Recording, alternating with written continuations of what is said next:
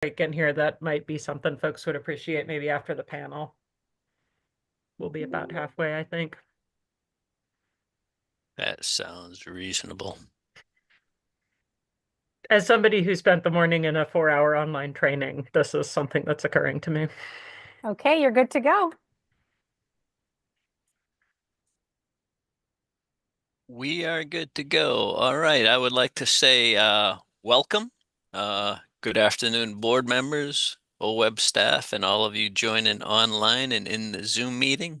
My name is Dan Brown, and I co-chair the Acquisitions, Restoration, and Emerging Issues Committee with Russ Holflitch.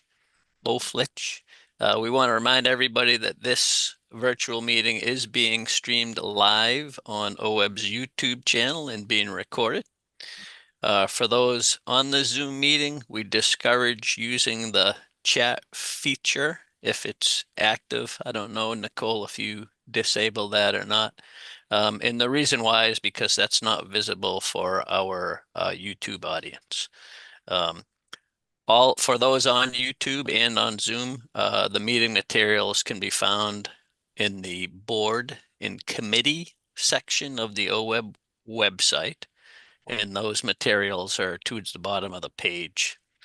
You can click on the relevant committee and see today's material as well as past recordings.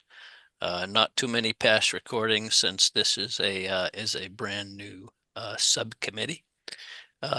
And before we get started, I'd just like to call on committee members and staff to introduce themselves, starting with Russ, my co-chair. So, welcome everybody. I'm Russ Hoflick, the co-chair of the Acquisitions, Restoration, and Emerging Issues Committee. Thanks, Russ. Bruce.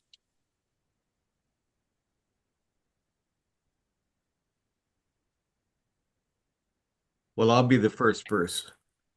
I'm Bruce Buckmaster. I'm a public at-large member from Astoria, Oregon, where this is Goonies' 40th anniversary weekend. So you're all invited to head down. Right on. Mark. Hi, Mark Webb, EQC liaison for OWeb, and I live in Grant County in Eastern Oregon. Jamie. I am a board member, but just listening in on this committee. My philosophy is you can never get enough of either 101 or 201s, especially on the information TAP provides. But I'm just listening and I'll be off camera. So, and no disrespect to I'll just be moving around, but appreciate the opportunity to listen in. Thanks for joining, Jamie. I think that is all the board members that I'm seeing. So I'm going to move over to OWeb. Sarah. Hi, everybody. Thanks for being here. It's a good crowd. Sarah O'Brien, OWeb's executive director, and I almost said deputy director. And I wanted to share, I met with our retired sort of emeritus colleague, Eric Murray from NOAA Fisheries yesterday, and he said he was sorry he couldn't listen in today, but they'll be sending us a new NOAA Fisheries member soon. Good to hear. Renee. Good afternoon, everyone. Renee Davis, Acquisitions and Special Programs Manager at OWeb. Okay. Nicole. Good afternoon, everyone. I almost said good morning. Nicole Bettinardi, OWeb's Executive Assistant and Board Liaison. And Miriam.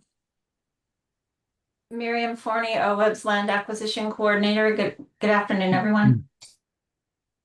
And Eric. Hello, everyone. Eric Williams, OWeb's Restoration Grants Manager.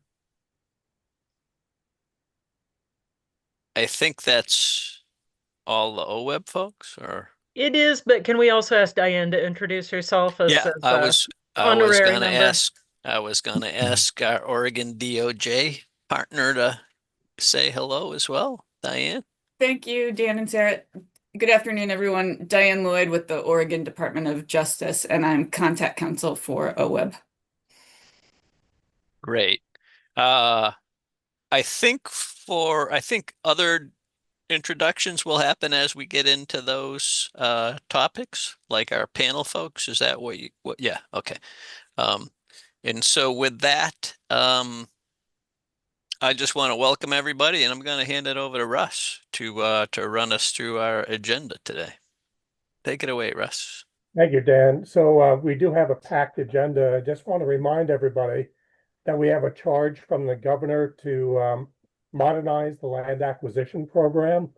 And I believe that the agenda today will get us jump-started into that effort in a very significant way. We're going to start out with public comments for about 15 minutes. We're going to get a reminder from the staff as to the why and the what behind the Measure 76 land acquisition program. And then we have a panel discussion from a esteemed group of architects of Measure 66 and 76 that we're going to have an opportunity to have a Q&A with that group during the 45-minute of that presentation. Then we're going to have a staff-led discussion on the land acquisitions 201 program, basically a regrounding for all of us on the structure and the process and the day-to-day implementation of the program. And again, we'll have a Q&A in that section as well. The staff is going to lead us through a foundational questions memo for about 40 minutes, and Sarah and Renee will lead us through that. We're going to get a process update about other work streams, including tribal work and other 2025 major streamlining processes that are underway. And then we'll get a reminder to wrap up at the end on the upcoming topics for the committees moving into the summer and fall. And that's about it. So Dan, I'll turn it back to you to kick us into the Great public comments. Thanks, Russ.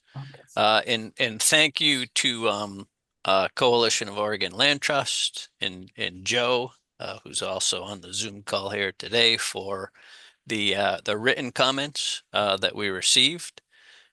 They are extensive, and personally, I'm going to need a little more time reading through them. And I very much appreciate that. And it looks like we have quite a few people on Zoom today. For those who are interested in providing verbal comments today, we're going to ask you to raise your Zoom hand if you know how to do that, and if you don't, then we'll ask you to come on mic. I'm seeing one hand raised. If anybody else wants to provide a comment and can't figure out the Zoom raise your hand thing, I understand. And so if you just come off mute and let us know verbally, that would be great.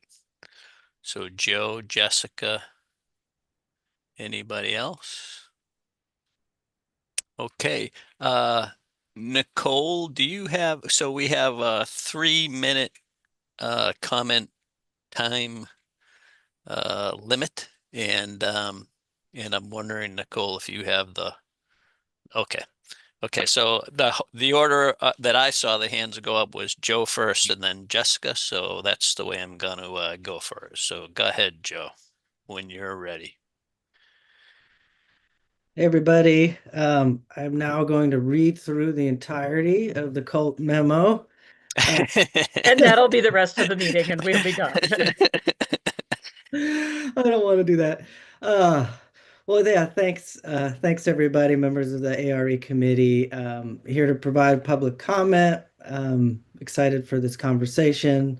For the record, my name's Joe Botafuco. I'm the executive director at Coalition of Oregon Land Trusts. Colt and our members appreciate the time and dedication of this board committee and panel to discuss the background and intent of measures 66 and 76.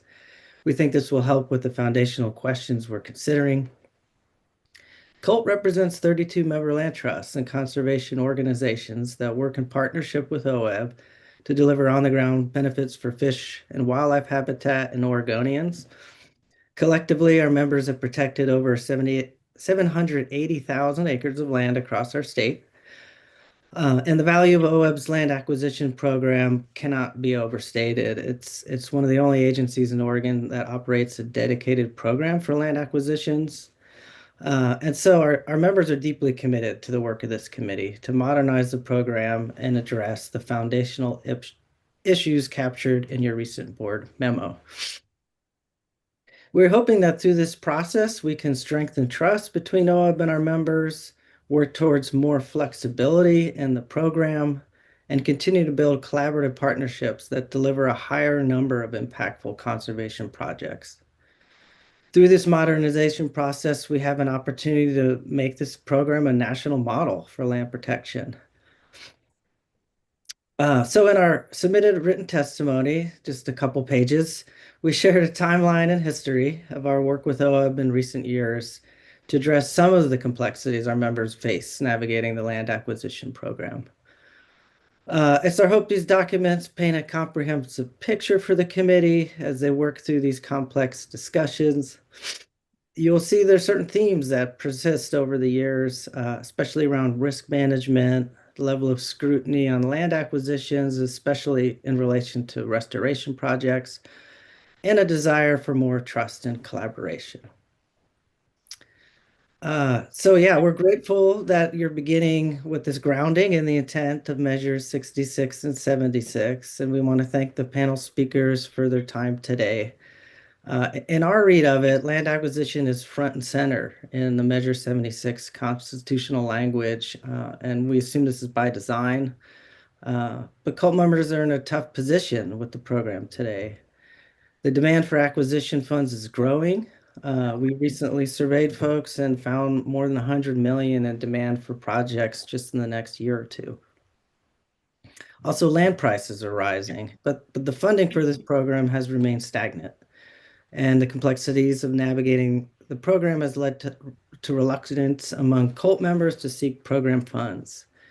Okay, Joe, if you can wrap up in about 5 seconds.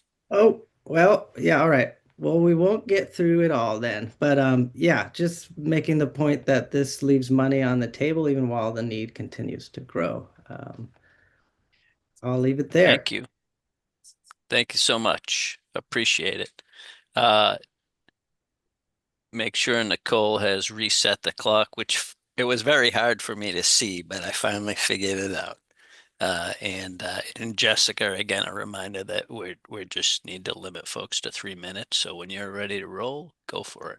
Great, I will be under that. I just wanted to take an opportunity to thank the OWEB staff and the ARE committee members for this just truly incredibly important and timely work that you are all embarking on, that we're embarking on together. For the record, my name is Jessica McDonald. I am the executive director at Greenbelt Land Trust. Just want to call out that these 4 foundational questions are, I feel like, essential to moving OWEB's acquisition program into, essentially its next era. Strengthening the relationships between land trusts and OWEB and ensuring that the land acquisition program is thriving. I appreciate how this work has been laid out over the coming year or so.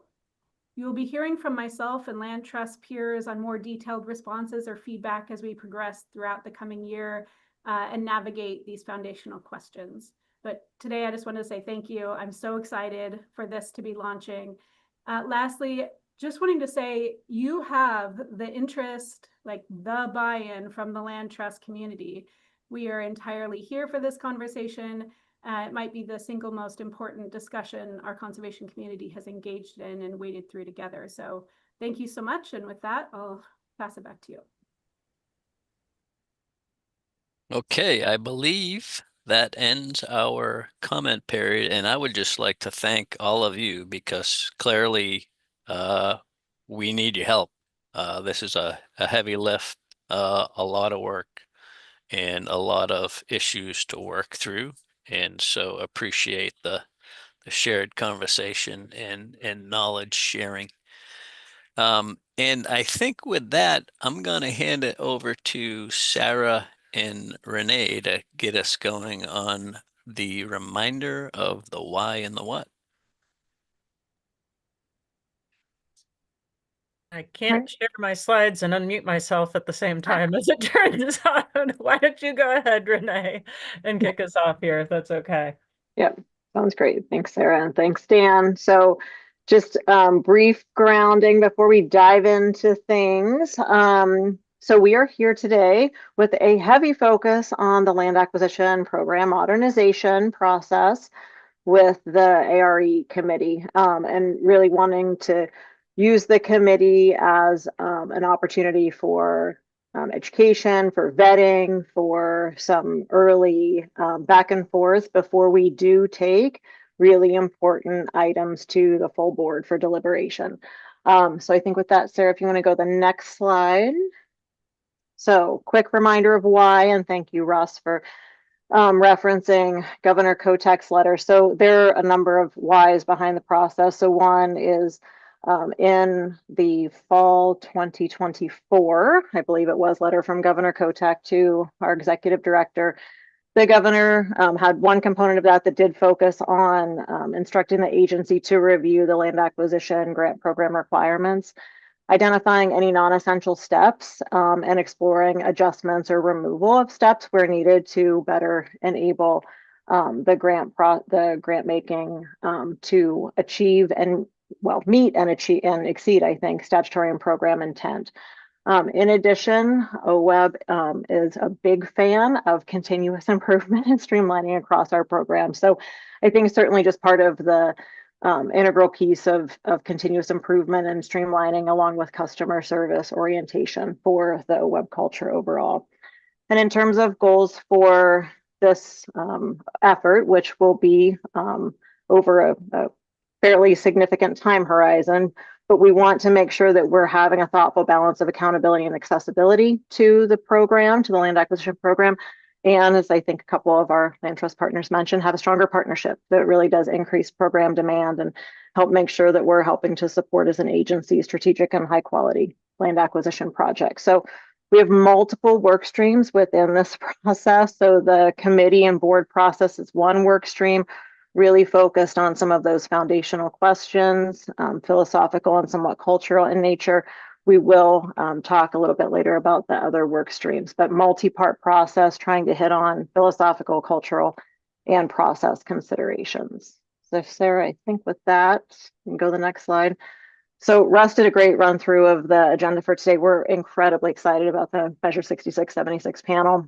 We did adjust timing a little bit to leave a bit more time for that panel because we expect the committee is going to want to spend some time in discussion with the folks we have with us today. So we'll tighten up the land acquisition 201 a bit and also leave a little bit more time for the foundational questions. And then towards the end, we'll race through some progress updates from the other work streams and then do quick touch on what comes next, both with committee and full board meetings. So with that, Sarah, I think I'll turn it over to you for the panel introduction. Yeah. You guys ready for a panel discussion? There is nothing more interesting in the current meeting environment, I think, than watching interesting people talk to each other about interesting stuff that you care about. Like, it just doesn't get any better than that in a virtual meeting. And so I'm really excited to introduce this panel. I want to acknowledge, I think Russ Hoflick could and should be on this panel, except we told him he couldn't wear two hats at the same time. And so Russ, whatever I'm about to say that's complimentary about this panel, that includes you. And there were a lot of kind and appreciative things said about your role in this ballot initiative process and really the formation of the work that we do now when this panel got together for a little prep activities. So you may hear a little bit of that. So you should just start blushing a little bit now and just assume that it's coming. So I'm going to let folks introduce themselves on this panel. I'm just going to tell folks, our goal here is to just set the foundations before we start picking through some of the foundational questions. We're not going to ask our panel to sort of give us a legal interpretation of constitutional language, although some of them are lawyers, so it could be a temptation. We'll leave that to Diane, who will help us throughout this process. But we knew that it would be important as we kind of embark on a lot of these questions to understand the context around which the ballot measure language was developed for Measure 66 and 76, and just kind of a framework of the partnerships and the projects and the programs and the politics of the time at which these all were taking place. And I will say, when I joined Oregon Conservation Land in 2008, the folks who were on this panel were my folks, my guides and my teachers and my mentors, and it's a real honor to be able to pick up and lead OWEB after having been just kind of first learning about the world that you all live in, and the world that you all were trying to create in the early Measure 76 days. So it's cool, full circle moment for me, and I think everybody on the committee and listening in TV land will appreciate hearing what you guys have to say today. So I'm And going to ask the Sarah, panel. Oh yeah, Dan.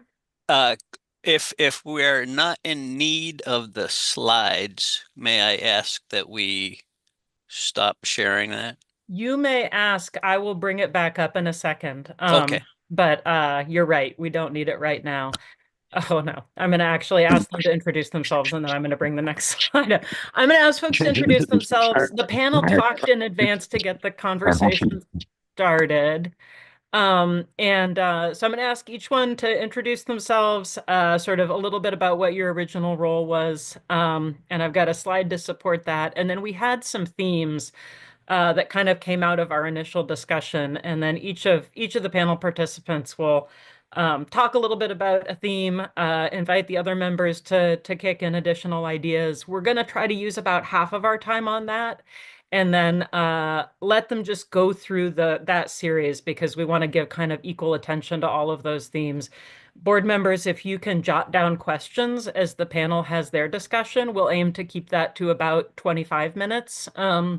And then have the second half of the time that we've set aside for the panel discussion here really set aside for Q&A between board members and the panel. And I do want to mention too, I think this is a format that we'll want to use with different groups potentially as we work our way through the foundational questions. So we've been talking to Colt about potentially having some additional panels in future meetings. So you guys can let us know how this format works too, and who you might like to hear from in the future. So I'll put up the slide that shows you guys' names, and then if nothing else, that'll tell you what order to introduce yourselves in. How about that? Josh, I have you up first. Great, thank you. Hello, members. I'm Josh Alpert. At the time of Measure 76, I was campaign director for Measure 76. Had actually taken a leave of absence from Trust for Public Land, where I was the Northwest Conservation Finance Director, to run Measure 76 on behalf of both Trust for Public Land and Nature Conservancy at the time. And really was just in charge of kind of shepherding the whole process from kind of conception through signature gathering to campaign, and looking forward to the discussion today. Thanks, Josh. Nan? Hi, I'm Nan Evans. I was actually involved quite extensively with both Measure 66 and 76. Measure 66, at that time, I was the head of policy and planning for the State Parks Department. And through the process of developing and eventually passing Measure 66, became really comfortable and excited about working in a collaborative partnership with the whole group of people that were also involved in the natural resources side of Measure 66. Eventually, I retired from the state, and Russ Hoflick had the questionable judgment to hire me to work for him. So hence, it shows Nature Conservancy, which was before retiring, that's where I worked. And we together did a lot of the research that brought us to the point of deciding to go forward with a ballot measure that became 76. What it would contain, what it needed to contain, what it couldn't contain, a lot of the strategies about how to get it passed. And I sort of felt Josh and I kind of worked hip by hip, I guess, during those campaign times that were really intense. Now I'm retired. I'm living in Washington State and am quite active on the board and other committees for our local land trust. Thanks, Nan. It's great to see you. Kathy? Yeah, hi. Good to meet those that I haven't really worked with very much. I work for the Nature Conservancy. I have for about 41 years. Most of those were in Oregon, and I had a variety of roles, but always on the conservation side, working on stewardship, science, planning, and overseeing the land protection work. Um, and I had a much more minor role than Nan and Russ did and Josh did in the ballot initiatives. I mostly kind of provided the kind of implementation perspective as questions came up about how to best design the two measures, but a much smaller part. Although I think I got to authorize TNC checks to the campaign on the second one. I thought there were some big checks in there. Big checks in there. And then subsequently, for many years after OWEB was established, I have worked on a variety of strategic planning projects with OWEB and was spent a lot of time writing grants to OWEB for land acquisition and restoration projects. And it's really great to be here today. I'm getting close to retiring from TNC, and as I look back at my career, two of the things that I am most proud of is that small part I played in passing Measure 66 and 76, and then some really outstanding acquisitions that we were able to partner and do together, as well as restoration projects. So it's great to be here, and it's really great to see you all working on trying to think about what's the next wave of the land protection program going to look like. Thanks, Kathy. Bruce. Yeah, thank you. I'm Bruce Taylor, and I am retired for going on 5 years now after almost 30 years, working on bird and biodiversity conservation in Oregon with Pacific birds, defenders of wildlife in the Intermountain West. Most of the Intermountain West joint venture, and most of that time I was working for all three at the same time, which was very confusing and very fun because I got to work on all kinds of things all across the state. I'm currently on the board of the Oregon Desert Land Trust, so I have a foot over in the cult world there as well. I was a little bit involved, kind of a bystander, minor player in the Measure 66, Measure 76. At that point, Defenders of Wildlife was one of the original partners in this effort, particularly with the Nature Conservancy and Trust for Public Land. And my role was primarily with Nan to try to formulate what the ballot measure actually would try to do and say, and working with Richard, who will talk about it, who put it into constitutional language. And then beyond that, coordinate the campaign partners' role in the implementing legislation that needed to be passed by the subsequent legislature. Thanks, Bruce. Richard, last but not least. Are you there? I'm going to give Richard a chance to see if he comes on screen or unmutes. I think he's trying to work from an iPhone. Richard, you don't want me to introduce you. I will add that, a big chunk of the ballot measure, the final language got hashed out over my dinner table with Nan and Richard, and we'd say, how do we say this? Hey, folks, I'm so sorry. Can you hear me now? I'm having We can some hear you, technical. yeah. Great. Okay. It's great to be with this panel and this afternoon, and I'm so happy that OWEB is taking on this task with the direction from the governor's office to update and modernize things in the land acquisition program. I was not involved in the passage of Measure 66, but I was involved in providing some of the initial legal advice to what became OWEB in my position as head of the Natural Resources section at Oregon DOJ, starting in early 1997, right after the passage of Measure 66. So was involved in a lot of the early conversations about land acquisition and other aspects of Measure 66. And then later in life, I had the opportunity to work with the sponsors of Measure 76 on helping to draft some of the language of Measure 76 to deal with a number of issues that people wanted to see changes from Measure 66. So I've also worked on, with OWEB directors over the years on the program out of the governor's office and as well as out of DEQ. So happy to be here this afternoon. Thank you. Thanks, guys, so much. So I'm gonna briefly go to the next slide and then I'll copy the themes and then put them in the chat so we can all see each other better once Nan starts to kick us off. But I just want to say, like, not very many people who interpret constitutional language in order to do their daily jobs. And I actually carry a copy of our constitutional language around because we need it so much.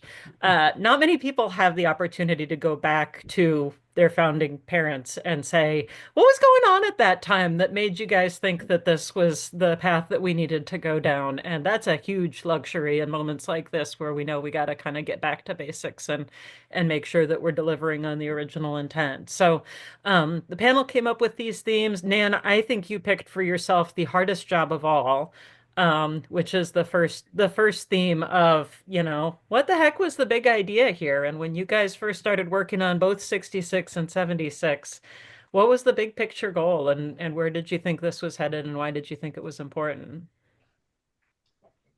So that's my intro. Go ahead. Oh, and then this whole, guys, sorry, panelists, this whole section, if we can kind of do our first run through in about 30 minutes, then that'll leave us a lot of time. So if we're aiming to kind of wrap up the last of these by about 2, that'll leave us a lot of time for Q&A still with the board. So, a couple minutes. So my job is sort of to set the stage a bit.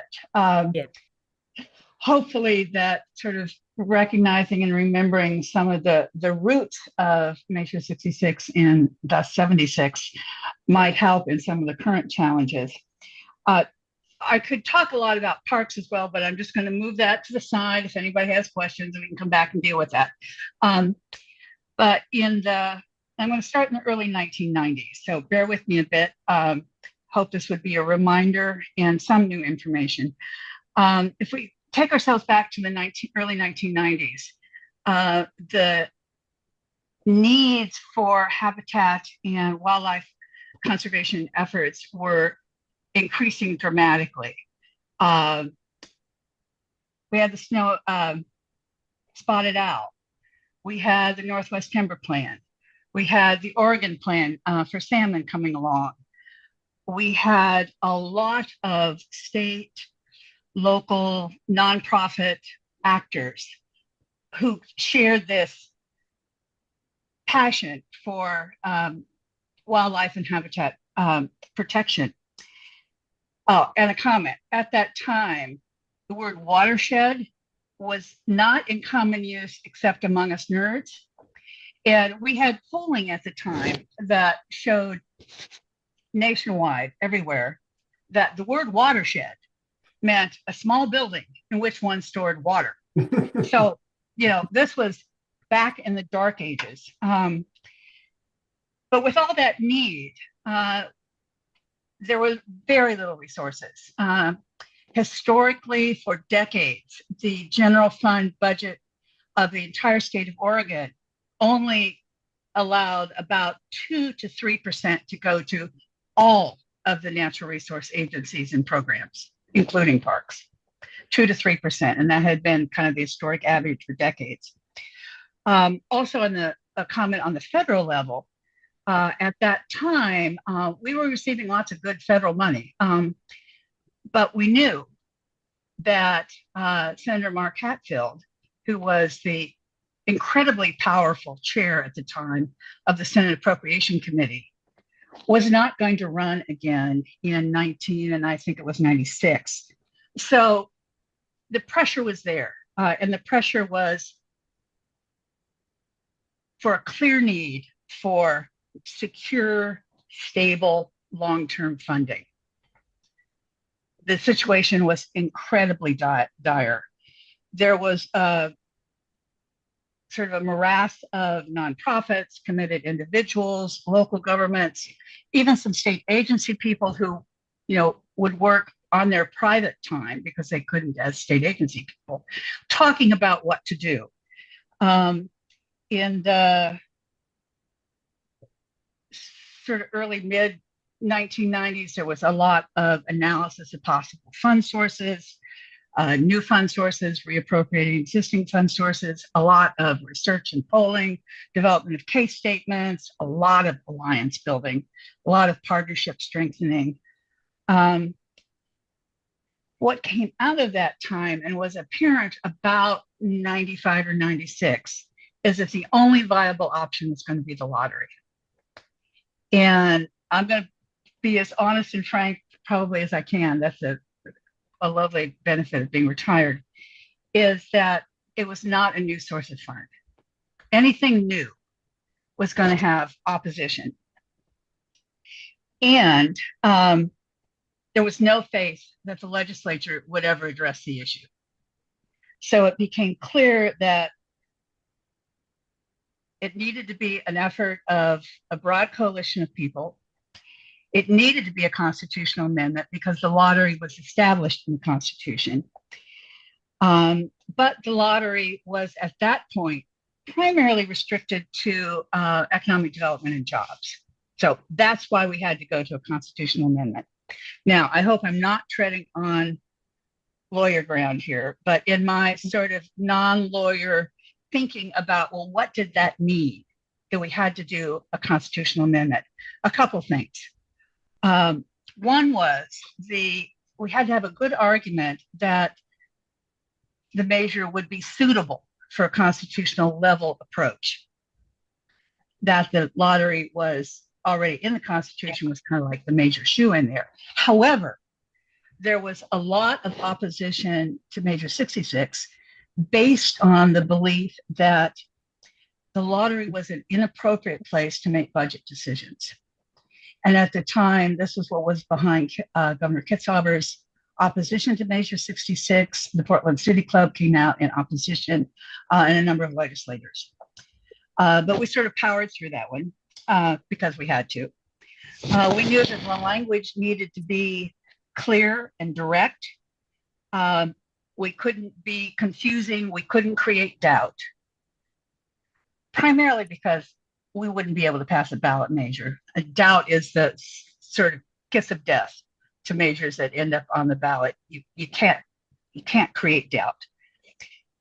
We also knew that the language that we used in this measure couldn't refer to entities or laws or programs that were established by state law, because state law is subservient to the Constitution. So for instance, we couldn't refer to any particular state agency, nor could we use language like threatened endangered species that actually come from state law rather than constitutional law.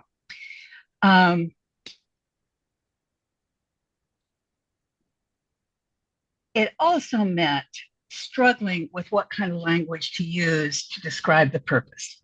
And here's where the discussion around significant comes in. What is the meaning of significant? We were looking for language that would not refer to a state law or federal law, but would have some meaning to people. Significant was the word we settled on. Did we define it in our minds? I don't think so. I think we basically trusted that the professionals in state government, local governments, nonprofits, general public, the Watershed Council would figure it out. And that for a constitutional language, significant would just have to do. And at that point, there was no questions about really what it meant, because I think people carry around some vision of the priorities that if you label something as significant, it would have. So that's the sort of shorthand on significant. We also knew that to be permanent in the Constitution, the language of the measure needed to be flexible. It needed to provide for the evolution of the profession of conservation. It needed to provide for adaptive management. And it needed to engage a really broad number of actors and grantees. And now, for example, one thing I've noticed you're sort of curious about is the language that says included but not limited to fee simple interests in land, leases of land, or conservation easements. That language came from, those were the popular tools at the time, but we knew that that would change over time. We would discover new ways, new instruments. So that was just a way of providing some certainty about what we were talking about. These were tools that were available and in use that provided a certain considerable risk reduction and would be clear to people who were looking at the measure. And then the last thing about the measure, in terms of being a constitutional amendment, is it had to pass the voters. I know, kind of like the bottom line. The 15% of the lottery actually came from the percentage that at the time the education community received. And the Measure 66 campaign had a handshake agreement with the education community that if we kept our ask to equivalent to what their allotment was, they would not oppose the measure, which was really important to passage. So that's where the 15% came from. Then there was the 15-year trial period.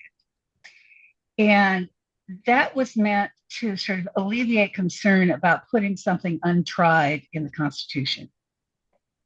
So the 15-year trial period. And as you probably know, Measure 66 passed in November of 1998, 67%. There's very little nowadays that passes at 67% or then. I won't talk much about the 2000s because you probably know it, but I want to highlight that, you know, we had a lot of implementation. The legislature was deeply involved. The old GWEB, the Governor's Watershed Enhancement Board, I think I've got that right, became OWEB. And we had a lot of advancement and development of information, comprehensive analysis of ecosystems and priorities and needs. But the downside of what happened in the 2000s was what we called backfill. Budget problems don't go away. And so what the legislature found itself doing was dipping into Measure 66 in order to backfill the operational costs of agencies so they could then pull the general fund out of the agencies and fund other needs. That was definitely against any intent. Also, during that period of time, there was the overwhelming realization that we have to get back on the ballot. And Measure 66 would sunset by 2013 unless reconfirmed by the voters. And the nonprofit community, and I would say that's the Nature Conservancy, Trust for Public Land, Defenders, along with the people who are involved in the agencies and the watershed councils. Frankly, we knew we had to run another citizen campaign. We have to do it again. There wasn't the trust that the legislature would, in fact, refer the measure back to the ballot. And there wasn't the trust that if they did refer it, that it would contain language that was acceptable to the community that we all represent. So we knew we'd have to go back. And so in that period of sort of the mid 2000s, there was a lot of polling done, a lot of analysis on looking for a window to go to the ballot. The polling was mostly the Nature Conservancy and Trust for Public Land. and the window was a lot of political mumbo jumbo, right? But it looked like, and it was around 2008 or so, that the 2010 election would provide the window. The prime concern at that point in terms of drafting measure was Measure 76 had to be seen as a continuation of a successful program, not an establishment of something new. And I'll also mention this, the side story here is when the ballot Measure 66 first got its ballot title from the Secretary of State, it came out as establishes a new funding. We appealed that and successfully were able to make the argument that the right wording would be continue existing funding. And that's then what went on the ballot. So Nan, I don't want to interrupt you, but I do want to make sure that we get around other panelists. So I'm almost done. They know you well enough to interrupt, but they're not. I know they do. So yeah. But my sort of final point there is at that point, Measure 66 couldn't differ much. Measure 76 couldn't differ much from 66. There were some important changes, things like expanding the salmon focus to wildlife and habitats, changing the 65% and 66 that was dedicated to capital expenditures, and that went then to grants, and to address the backfill issue. But those were the only real changes. The language basically stayed the same because it had to be a continuation of that existing program. And of course, the bottom line is, as a result of sort of huge partnerships, Measure 76 passed in 2010, passed in every county of the state with 69% of the vote. Now I'll be quiet. And I hope I didn't tread over well-known ground, but I think it's important to kind of think about where all this came from. I think it's really important, or I probably would have interrupted you sooner, but I think that was a really helpful overview. Richard, are you in a place where you can talk a little bit more about that 66 to 76 transition? Because I know you were involved directly in drafting that language at Bruce's table. Yes, I can, Sarah. Let me first check and make sure you can hear me. We can hear you. Okay, great. Yeah, I was both involved in providing legal advice to the early OWEB on Measure 66, and then again on, not in my official state capacity, but in my night job, helping with some of the drafting. And so I don't want to dwell a long time on Measure 66, because of course the measure we have right now is Measure 76. But I do want to point out a couple of things that were important changes from 66 to 76. And Nan has covered a lot of this already, but just to reemphasize, at the time of passage of 66, we were really at the initial listing of salmon in the Pacific Northwest. And so there was somewhat of a focus on salmon protection and restoration in 66. And over time, one thing that became clear, I think, to the broader community was, while salmon recovery and protection and restoration is really important, it's not the only problem we have in terms of the environment in Oregon. And so the wording in 76 was purposely broadened to be native fish and wildlife, not just salmon and salmon habitat. So that was one important change. And those words were chosen because it encompasses a very broad range of critters, as well as a broad range of types of habitats and functions of ecology. So that's one thing I wanted to emphasize. One other change that's specific to the issue before this panel, in Measure 66, it provided direction that the money could be used for capital expenditures, which, among other things, could be used to acquire from voluntarily from willing owners determinate interest in land and water.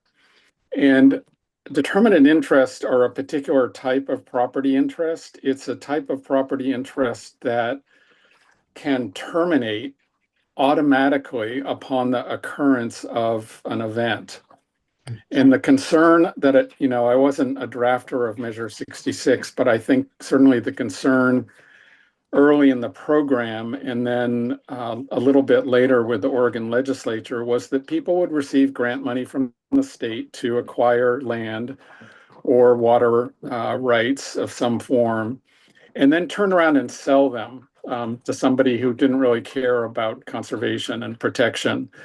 And so seems likely to me that the term determinate in Measure 66 was intended to require that the property or water right would come back, or would come back to the state, or the money would come back to the state if it was no longer used for conservation purposes. That word determinate was taken out in Measure 76, and it now says only interest in land or water. So that's one important change. The second really important change is that instead of focusing on capital expenditures and some set of uses, in 76, the sponsors included two things that needed to happen. One, and this was important in getting political support for the program, it specified a series of outcomes that needed to be achieved by the program as a whole, not by individual grants, but by the operation of the program as a whole. And so I'm not going to sit and take your time to read all the outcomes, but there's a set of outcomes ranging from water quality to diversity of plants and ecosystems to involving people in voluntary actions to protect and restore ecological health. So the outcomes are something that the single state agency, which of course is OWEB, was directed to assure that the program as a whole was achieving. But then in addition, the drafters required that the money only be used for grants and only for certain things. And one of them is, again, to acquire interest in land or water that will protect or restore native fish or wildlife habitats. And it may include, but it's not limited to, fee interest, conservation easements, or leases. The last part of that is the same as Measure 66, but the language makes it even clearer that the types of interest are not limited to only those kind of typical tools. There could be other things like options or easements other than conservation easements, or one other thing that has been talked about from time to time is deed restrictions that require that land or water be used for a certain thing in order to protect it. So the change, dropping the term determinant, making it clear, even clearer, that there's a large range of types of land and water interests that could be acquired, should be acquired under the program. And then one final thing is that the language was changed to say protect or restore, not just protect. And again, so the overall theme here was this is a constitutional amendment, and 76 was looking at a permanent constitutional amendment. So we were very cognizant of wanting to set things up in a way that could adapt over time to changing conditions and changing priorities. And so a lot of those changes that I just described were purposely done to open up flexibility in the program that did not exist under Measure 66. One last thing I want to talk about, and then I'll be done, and others can comment. In 2001, the Oregon legislature passed a statute. I think it's 541-960. Don't quote me on that, but that's close. It is. Uh, Thank you, Sarah. Richard, it must be on the inside of your eyelids, the entire ORS, I think. Maybe it used to be that way, but not so much anymore. At any rate, that statute requires title restrictions be used when the OWEB is providing grants. And the concern was, and this is 2001, so we're back in Measure 66 land. We had the constitutional language about determinate interest. And people back then were very concerned about bad outcomes where state public money goes to buy land or water, and then the owner subsequently, sells it for a profit, and it loses any ability to be protected for conservation purposes. So the legislature enacted this requirement in 2001. With the passage of Measure 76 taking out the requirement for interest to be determinate and opening up the language more generally, I think there is more flexibility, certainly under the Constitution, than there used to be back at the time the statute was passed. So I know one thing that this committee will want to talk about is what type of title restrictions should be used. And this is a policy question, not so much a legal question. And it's a question of how much risk does the board want to take in land and water acquisitions. Conservation easements are kind of the tried and true least risk method, but there are lots of other methods to protect the interest, also including, as I mentioned, deed restrictions that are used in some other contexts. So I think I'm going to end it there because I don't want to take any more time. We've got other panelists who have important things to cover, but I hope that gives the panel a little bit of a sense of the history and some of the important changes that were done with the passage of Measure 76. That's Thanks. great, Richard. That's super helpful. And I think you set Bruce up pretty neatly there to dive a little deeper into the sort of flexibility and adaptability and how you guys saw that as you were working on developing language.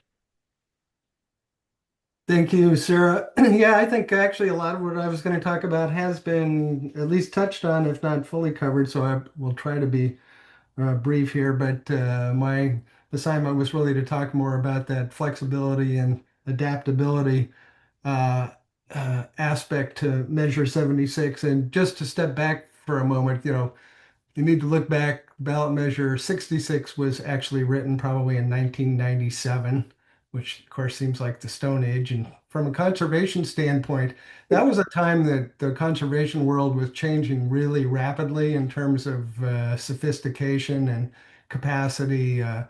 We had all kinds of new technology and data that people never had before. We had the Oregon Biodiversity Project Defenders and the Nature Conservancy in the 90s worked on a big picture statewide view of biodiversity conservation needs because suddenly we had geographic information systems, computers that if you gave them an hour would slowly grind through and print a map for you showing the overlay of multiple data sets. It was just like magic, but it was a little bit different. And at the same time, what is now called conservation biology, which is really mission-oriented biology with conservation mission there, was becoming a science and laying out for us principles, way to think about doing biodiversity conservation, and particularly at large scale, and that some species you can take care of a lot of species by just conserving habitats that provide habitat for a lot of species and that others need more specific attention.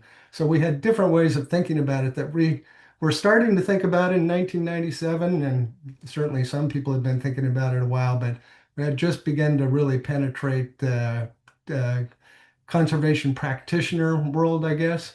So 10 years later, we had a lot more experience and had learned a lot. We were thinking a lot more differently about how we would do conservation.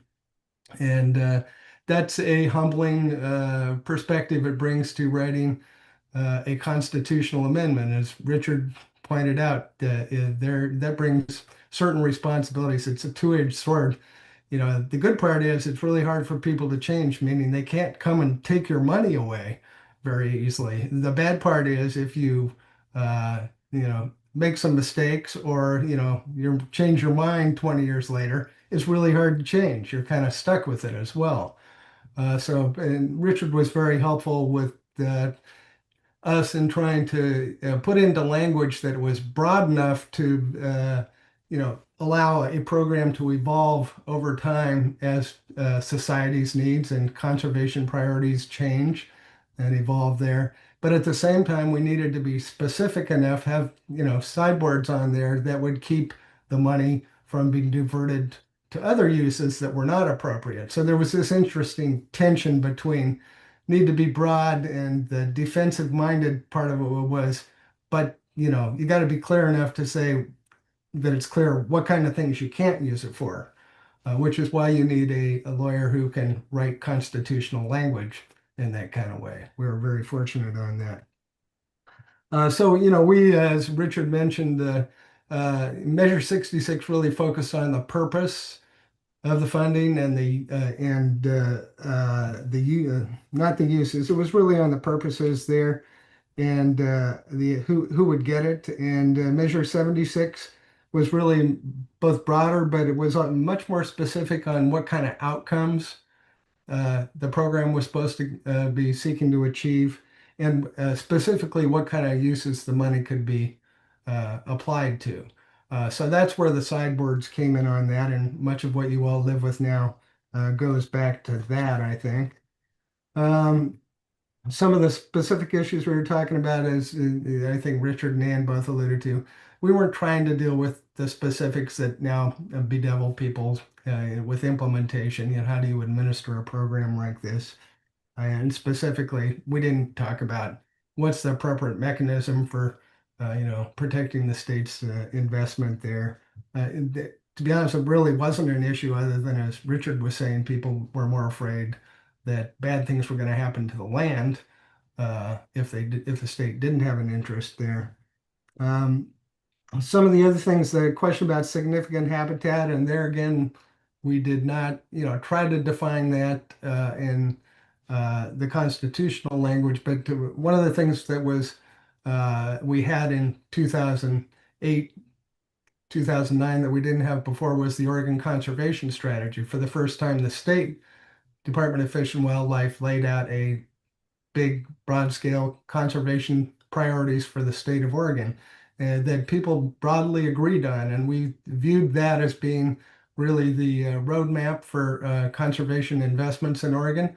But here again, as Nan mentioned, you can't put those kinds of things specifically into the Constitution. So we were looking for code words that mirrored the kind of things that you find in what was in the state wildlife grants program or state wildlife action plans, species and habitats in greatest need of conservation. Those kinds of things made it into the ballot measure, some allusions at least to what the priorities would actually be.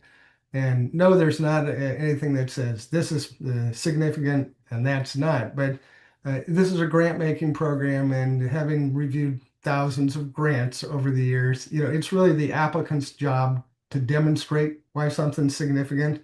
And it's not checking a box that says, yes, somebody says they saw an eagle here or whatever. It's, point us to the Oregon Conservation Strategy or something like that that says, yes, this is an important place, and show us the data or the surveys or the documentation that these habitats are important and why. So it's really not up to OWEB to establish what the bar is there. It's up to the applicant to make the case that this is a really good conservation investment.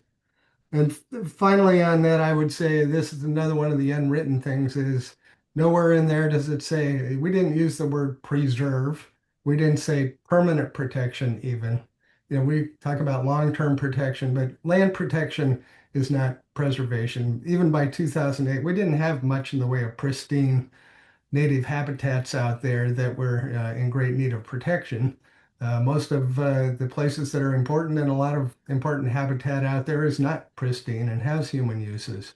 So I don't think that we went into this with some sort of arbitrary divide between these are really conservation appropriate lands and these aren't. Oregon is a mix of that kind of stuff there. And there again, it's up to the applicants to make the case to OWEB as an investment manager. Is this a good investment of the state's limited conservation dollars or not? One final thing before I forget, because somewhere I think in the cold comments was the question, did we have in mind a particular split between restoration dollars and acquisition Yes, dollars? just tell us the numbers, please. Well, and there were numbers, and people did have those in mind. And there again, that flies in the face of flexibility and adaptability. Yes, it'd be really nice to say 40% or 30% or 20%, and that would work in some years or might work for some years, and then the world changes. Uh, I think we ended up saying we can't really forecast what the conservation landscape is going to look like in the future, but we know these things are important. And if you ask me, I'd say, sometimes you might want to spend $40 million a biennium on acquisitions if you've got some great projects out there. And other times you may not have great projects, and that's a good time to invest in less time-sensitive work that can be going on in the meantime. But land acquisitions are the opportunities sometimes do literally only come along once in a lifetime.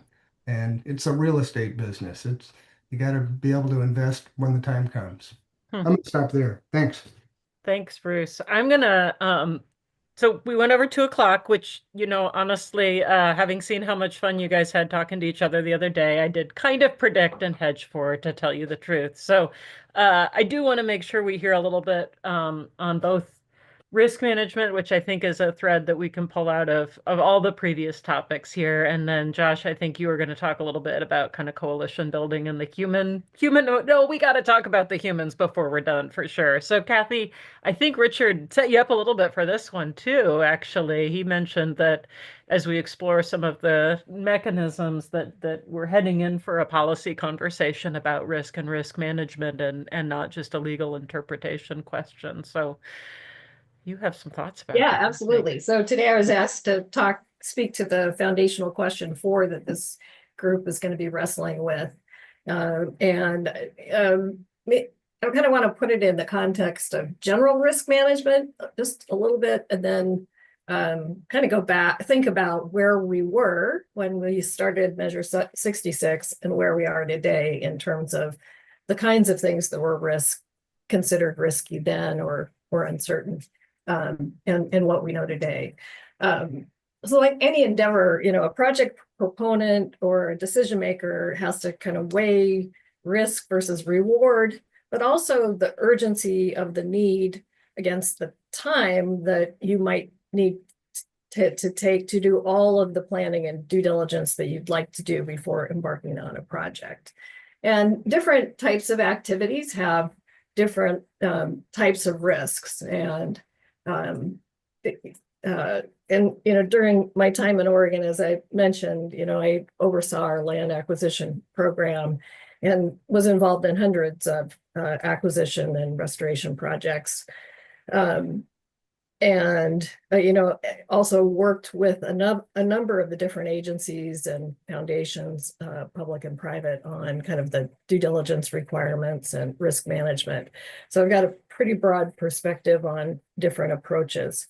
I also led 2 foundation-funded land acquisition grant programs, and we received the grant and then had to re-grant out to other organizations. And so through both of those sets of experience, I really appreciate the importance of effective due diligence when doing land transactions. And, the risks we think about often are, title issues, liens and claims and encumbrances that might affect the goals, risk of overpayment, certainly the risk that that was mentioned earlier of a bad actor kind of doing something subsequently that, you know, reselling the property, for example, or putting it to a different purpose. Also, the risk that an organization isn't capable of doing the transaction effectively or managing the property thereafter. And then the last one that came to mind for me is just the risk that, because property lines rarely coincide with ecological lines, or, you know, areas that you might need to control to achieve your outcome, sometimes we have to take a risk that if we buy this property, but we know we can't do everything we want to with it without buying this other property, we have to kind of weigh that. And I think there was an example of that in the comments that Mackenzie River Trust that Joe Ball submitted on a project down on the Siuslaw. And so you have to kind of take a leap of faith sometimes and take on some risk that you might not be able to fully achieve your goals. I really appreciated that you framed this as a modernization, because I think that's exactly the right lens to take. And I think we're at a good time to be able to take stock of what we've learned, both through the acquisition grant program and the restoration grant program, because I think there are lessons learned on both sides that could be effective in thinking about how to do this next. And if we think about conditions that existed in 1998 when Measure 66 was passed, you know, the land trust community in Oregon was very small and pretty inexperienced. There was no accreditation of land trusts. That didn't happen until sometime much later. The Coalition of Oregon Land Trusts didn't exist. And the state had never, to my knowledge, run a grant program for funding land acquisitions. The other point that was brought up earlier about Measure 66 having a sunset, you know, there was also heightened awareness that a bad headline could make it such that, you know, we wouldn't be able to make it a permanent program. So that was certainly on people's minds as we went through this. And then the final note, you know, while climate change was happening and has been for quite some time, the scope and scale of its impacts were smaller, at least less clear. But if you fast forward to today, you know, the land trusts really have grown in capacity and sophistication, and it's impressive. There are some really great statistics in a summary of the benefits from a program called the Advancing Conservation Excellence Program that the Yard Foundation funded, but so I won't go into them now. But just, I think it's worth noting, and the committee should take a look at it if you haven't. Now we've got, you know, 100% growth in land trusts going through the accreditation process, and that's been happening for about 20 years. And Holt has been providing service and helping assist land trusts for 12 years, and the state has gained experience managing a grant program for acquisition and restoration. And the last point, you know, obviously the impacts of climate change are much more in our face. So in 1998, I think it was prudent to operate with an abundance of caution. But today, both the increased capacity and experience in land trusts and the urgency of the work, I think really almost demand that we become a little more risk tolerant and take a few more leaps of faith. So I really encourage the board and staff to think about that difference in context, learn from the past experience, and don't be too afraid of taking on some risks. Oftentimes, some of the riskiest things that I've done in my career have turned out to be given the greatest reward. So with that, I'll stop. That's a good reminder, Kathy. Josh, you agreed to talk about coalitions, and I think I put your topic a little out of order. So that's great if you want to talk about it, but you've also been very patient. So if you want to wind us up here with a couple of minutes of comments on another topic of your choice, I won't pick on you at all. I think we should give you a solid last word. I I got can't lots of believe you guys topics. aren't interrupting each other. I didn't plan for that. No, this is great, and I'll be super brief because I know we want to get to questions. And really, my purview was much more on the political end than on the technical end. And, thank God for having Nan right next to me help translate a lot of what you just heard into language that we could then use to sell voters on. Because at the end of the day, while all of these conversations were swirling around us, trying to figure out what should change. We knew we had this deadline of 2014 that we had to beat in order to get a measure out there. I still had my eye towards how is this going to actually pass? And if you recall, way back in 2010, 2009, we were in a recession, right? And so the idea of going out onto a ballot for any kind of funding measure was kind of anathema at the time. But our saving grace was this wasn't an increase in tax, so we were able to really lean heavily on that. And we live in Oregon, and let's not forget that Oregonians value this work no matter what year we're talking about, right? We've done recent polling now that really just mirrors the polling that we saw back then in terms of Oregonians feeling we have a moral responsibility to take care of our land here. Because of that, that gave us the confidence to say, okay, we can do this and translate all of the wonky things you just heard into language that will get the community writ large excited to actually get out there and vote for something. Weighing heavily on my mind during those days certainly was, I think Kathy just said, getting a headline in the Oregonian saying that, there was a massive failure in some sort of grant that went out or something like that. I remember being super paranoid, but really being reassured that everything actually was from the Measure 66 days, kind of working enough to pass public muster. Now, behind the scenes, as you just heard, lots needed to change. But, from my perspective, it was really all in service to the idea of taking the good work that had happened, making those changes, and then retaining as much flexibility moving forward in something like a constitution as possible, for all the reasons that you just heard. And I think, we got really close to being to kind of squaring that square. And, I think the proof was simply in what Nan said at the beginning that, we passed it 69%. We were able to pass it in every county in Oregon. And it was really because of all of the work of all the people that just spoke before me being under the hood to make sure that we had something that was actually saleable to the voters. The rest of it was relatively easy, right? Of pulling the coalition together, and using the polling that we had done to really show that, yes, Oregonians value this and they want a really broad-based uh, kind of list of things that funding would go to. So it wasn't just one particular thing. They really kind of looked writ large and said, yes, we need all of these things.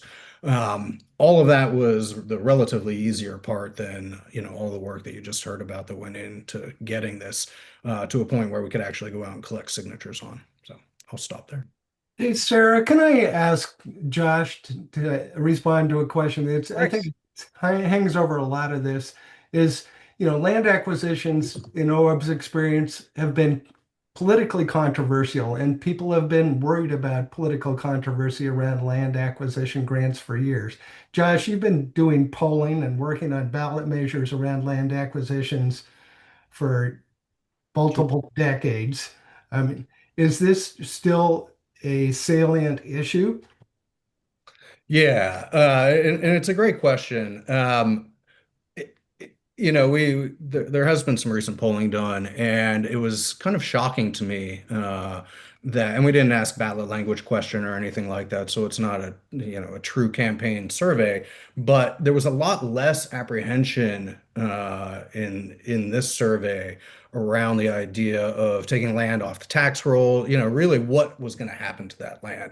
Back in the Measure 76 days, that was one of the biggest arguments we heard, right? And was at that time something we heard all over the country in these kinds of measures was, you can't take land off the tax rolls. We need all of this land. That seems to have really kind of dissipated now because I think a couple of things are at play. One, as Kathy just said, climate change is here. It's in our face. We see it and live it every day. We've got wildfires going on much, much longer seasons now than we had before. And people are starting to make the connection, right? All the public education that groups have been doing for the past 10, 15 years around the connection between land and climate change have started to really sink in with people. And I think their understanding is at a much higher level than it was 15 years ago around these issues. Does that answer your question, Bruce? Great. Co-chairs, I will hand it back to you for discussion here. And I just want to say if we could still limit ourselves to maybe 15 minutes or so and focus on kind of board member questions that will help us move into this next phase of discussion, that would be great. Renee, I think if we can then do a 5-minute break and you and I can probably shorten up our foundations part at the end a little bit. I want to keep the 201 pretty much intact, but that's more just kind of lead in for future meetings. How does that sound to you guys? Works well. Sounds good. Yeah. Board members, questions? Comments? I always have something to say, so I'm letting others speak before me. Why don't you kick them off, Dan, and then we can have folks get in line with their real or their pretend hand, whichever one they have access to. All right. So first of all, thank you. That was a fascinating history lesson and very much appreciated. And what I heard was the cautious approach you all took in developing this program. So that's one of the themes I heard. Um, and I also heard, like, as you were developing it and as we know today, we have much better tools, more sophisticated partners, more urgency, and that in and of itself calls for taking more risk, right? And in my experience, I've been a public servant for a very long time, and my observation is public servants in general are risk averse, right? We live within the constraints of rules and policies that sort of direct our work. And so what I'm asking for you guys to weigh in on is thinking back to when you were taking a cautious approach in developing this program, what things could have been in place to cover your butt for taking more risks? Because that's, I think, what public servants are looking for, right? Is we have an obligation to the public that we serve, which sort of confines our risk taking. And I feel like sometimes we need a little bit more. Somebody's got to have our back if we're gonna take more risk. And I'm just interested in what you might have to say about that. I'll jump in. I think this group, the Coalition of Oregon Land Trusts, would have your back. And I think it probably would help to kind of start to use some talking points about risk management and urgency of the work, and just to help people understand that, nothing any of us do in any type of work is risk-free, and we don't have a crystal ball to know what we don't know when we pick it off. But I also think even the difference between developing a conservation or easement or multiple conservation easements to manage risk on a single property. The North American Wetland Conservation Act has always used just a deed, a notice in the deed that there were funds from that program that invested in this for the purpose. And so I think there are things even that could be done to make it simpler and without really taking on more risk, just by looking at the tools that are out there and thinking about how they meet the purpose.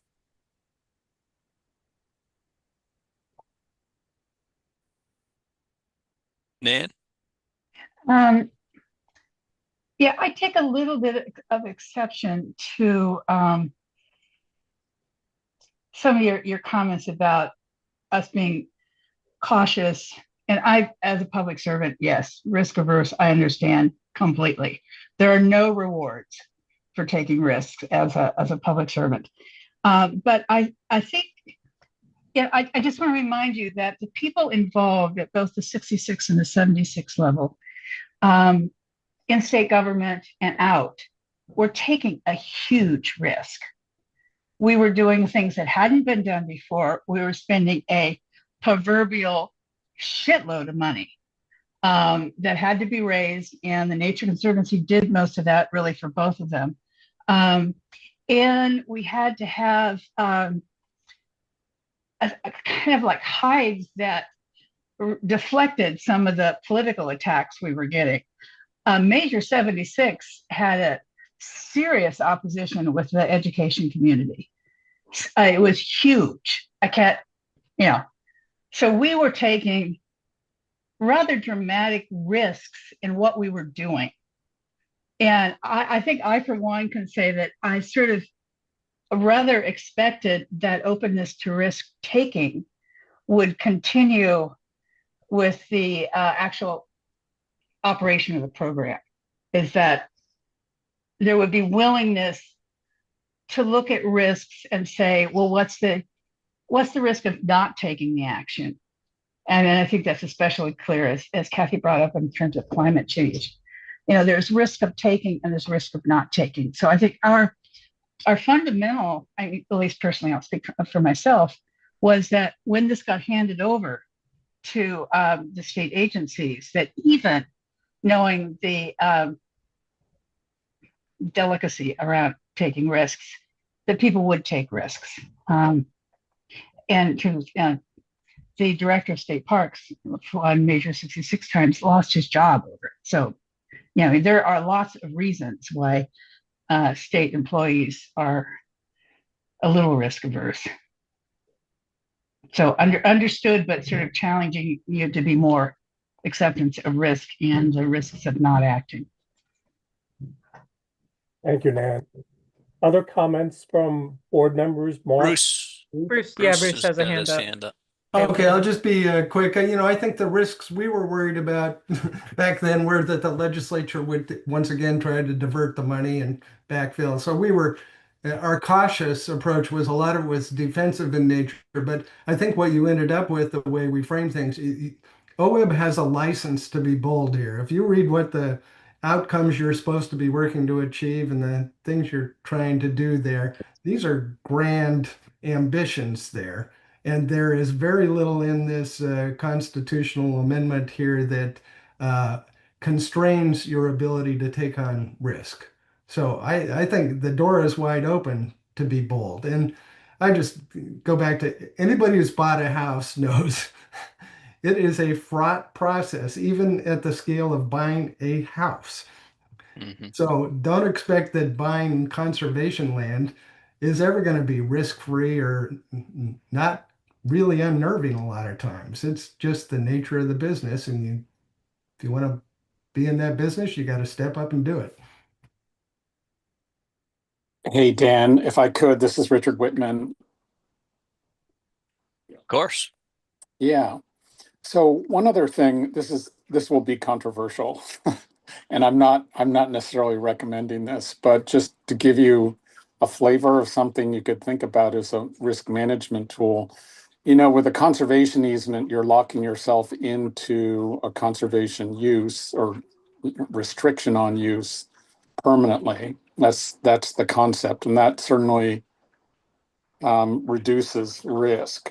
But you could also have a requirement that, or a provision recognizing that circumstances change, and this is some of the reason people don't use deed restrictions, is because when circumstances change, sometimes a court will lift a deed restriction. But you could, thinking about really long-term flexibility, have provisions that would allow people to buy out of a conservation easement by paying a premium back to the state to use the money elsewhere. That's a way of just, and I'm not, there would have to be all sorts of sideboards on that. But it would be a way of managing the land acquisitions and potentially water acquisitions in a more adaptive way. You'd want a premium, and it could be a significant premium. Particularly in the face of climate change.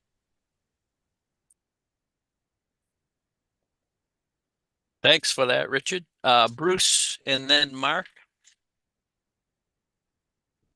Thanks, Dan, and thank you, panelists. I think I've heard a lot of what you shared with us through the years, but never all together, and it filled in a lot of blanks. As I read the background material and the letter from Colt, I kept hearing this risk and risk aversion and I kept wondering what categories of risk under the big risk umbrella are causing us a problem with our partners, what might cause us problems politically. They all have different impacts. We have transactional risk. We have the fiduciary risk, which we certainly don't want to ease up on, performance, design, all those things. It just occurred to me as we're talking about risk that maybe it would be helpful if we drilled down and talked about specific categories of risk, where they're problematic, where they're not, and then deal with them rather than a huge umbrella of just saying we're risk adverse or we need to change how risk adverse we are. Some places I don't think we're going to want to change fiduciary responsibility. On the same token, we may need to change on transactional. We may need to change on the performance. So I think it just shows me that a lot of work needs to be done. Thanks, Bruce. Mark? Thanks. That was great. I wished we had several evenings over meals and beer or drinks to talk about this. Then I think it would be good. So this was really helpful for me for context. I'm going to push back and I'll sound critical. It's not because I intend to be, but I just want to push on some issues. First, when you say that significant habitat really wasn't well defined, I get that as a strategy to pass constitutional muster and get political support and buy-in from the community. But I am dubious, given the time and some of the members, that y'all don't have something or didn't have something in mind about what actually significant habitat amounted to. And that'll relate to a second question or comment. I think back when this was passed, we didn't have near the understanding about fire adapted landscapes and the role that, say, active management, pursuing ecological processes and functions would have in restoring those. And so I see that's one of the concerns I have, is the role of active management in the protection of significant habitat and how that can vary across the state. And I just think y'all are being a little bit slippery there. We certainly had opinions about, for our own organizations, what constituted significant. Okay. But I agree with your point that, there were issues that we didn't understand as well as we do today. And also, some of the most significant projects I worked on, the acquisition of the Williamson River Delta and restoration of that, it was potato and barley when we bought it. Okay. but you had to control it in order to do the restoration. So I think it's, in my mind, it was that long-term significance, and that it had been identified as something that was important for ecological outcomes that had been discussed and agreed to. So that does help. It's not pristine in the sense that they might have thought about back in the early environmental days, but Right. after a lot of work. Thank you. And I And don't then, know any piece of property that doesn't need active management. okay, I like to hear that. Thank you. And for risk management, I really agree or liked what Bruce had to say. And this is probably a better conversation with Colt and the land trust. But in reading some of the letters, my sense is that the push to take risk is really a request to expect less in terms of management plans and stuff like that, and that burden. And is that inaccurate? I just feel like people aren't happy with the amount of expectations or requirements, and they're characterizing that the narrative is you need to be willing to take more risks just because they don't like some of what's associated with current land acquisition management expectations. Is that a misunderstanding on my part? But we don't have any on the panel, Mark, that can speak to Colt's intent, so we might have to call that back to a future conversation. No, I just wondered for Kathy, these folks. Yeah, Okay. Kathy, probably you more than anybody have seen that from multiple perspectives as somebody who's actively involved in these transactions a lot. Yeah, I think it is the amount of the requirements and the interpretation of things. Like over the years, we bought properties where there was an encumbrance on it, but we kind of then, as a second step, assessed what's the risk that encumbrance is ever going to come to play. And I'm thinking of a couple of coastal acquisitions where there was, I don't know, I can't remember, natural gas rights held by somebody or coal rights or something. So, so I think it's a combination of probably all the requirements and some of the interpretation of the information that comes out of the due diligence process. One more question and a comment if there's time. I know I'll just ask it since you didn't respond. So the other question is, and it didn't come up here, but I just wonder within 66 or 76, if y'all envisioned in any sense covering the operational cost of the entities that manage the land acquisitions or actually manage restoration activities like SWCDs or watershed councils. I don't see that coming up here, but I know operational costs for a lot of these efforts is pretty spendy, and there's often infrequent sources of funding for that. I just wonder if out of 76 particularly, that's in your mind was a legitimate use of the funds.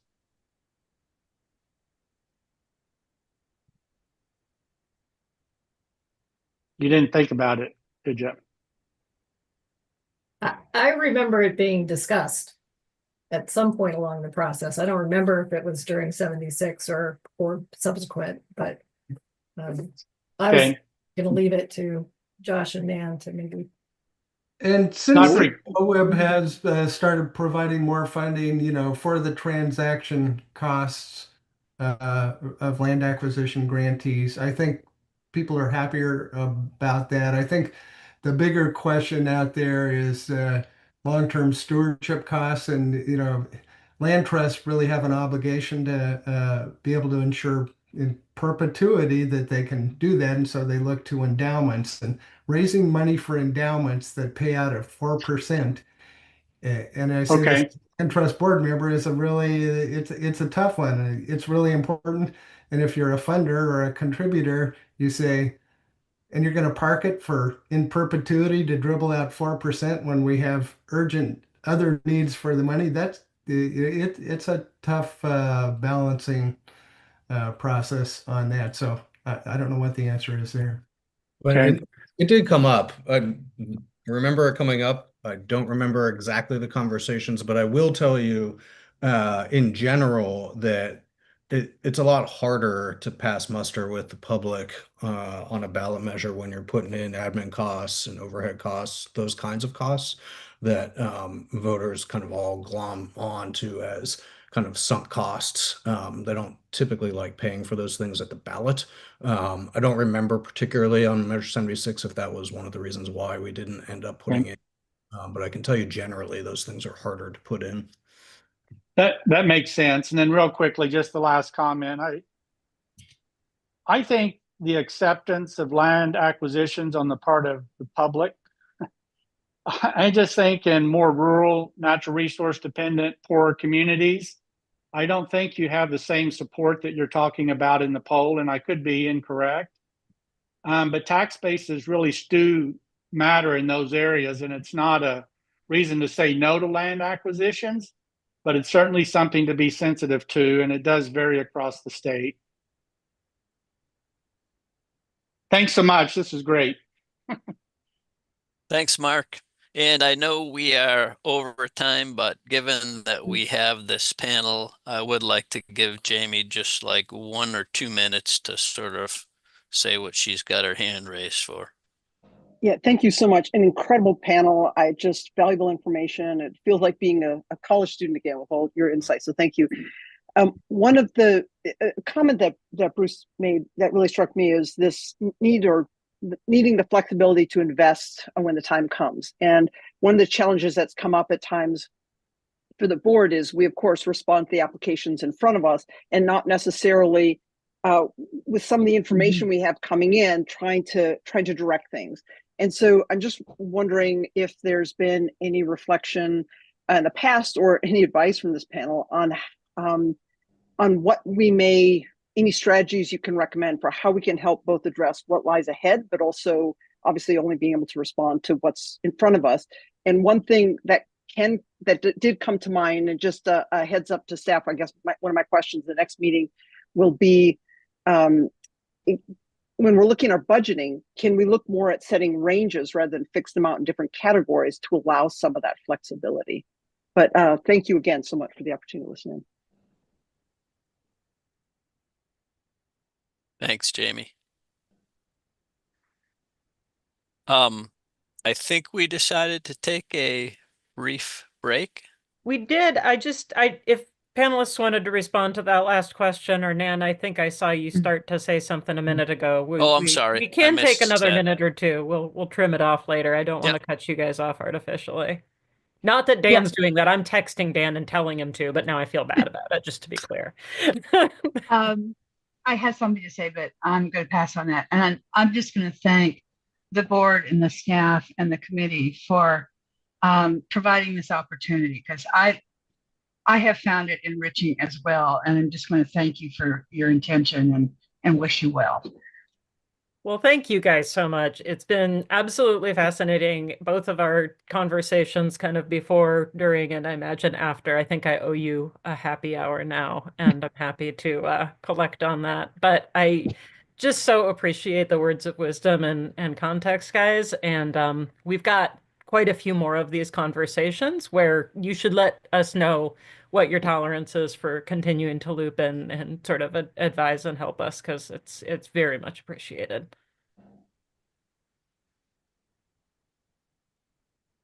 You don't have to answer now, though. You can. Okay. 5-minute break. 5-minute break.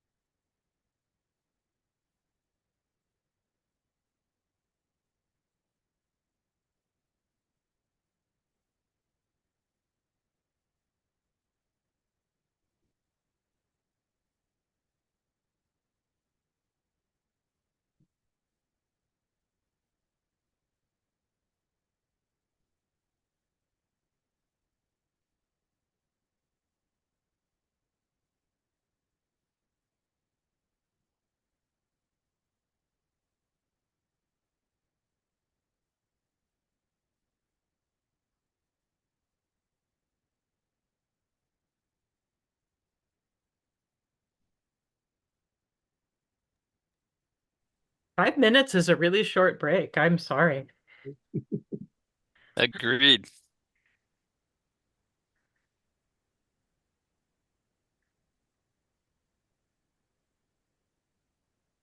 We're waiting for a few more.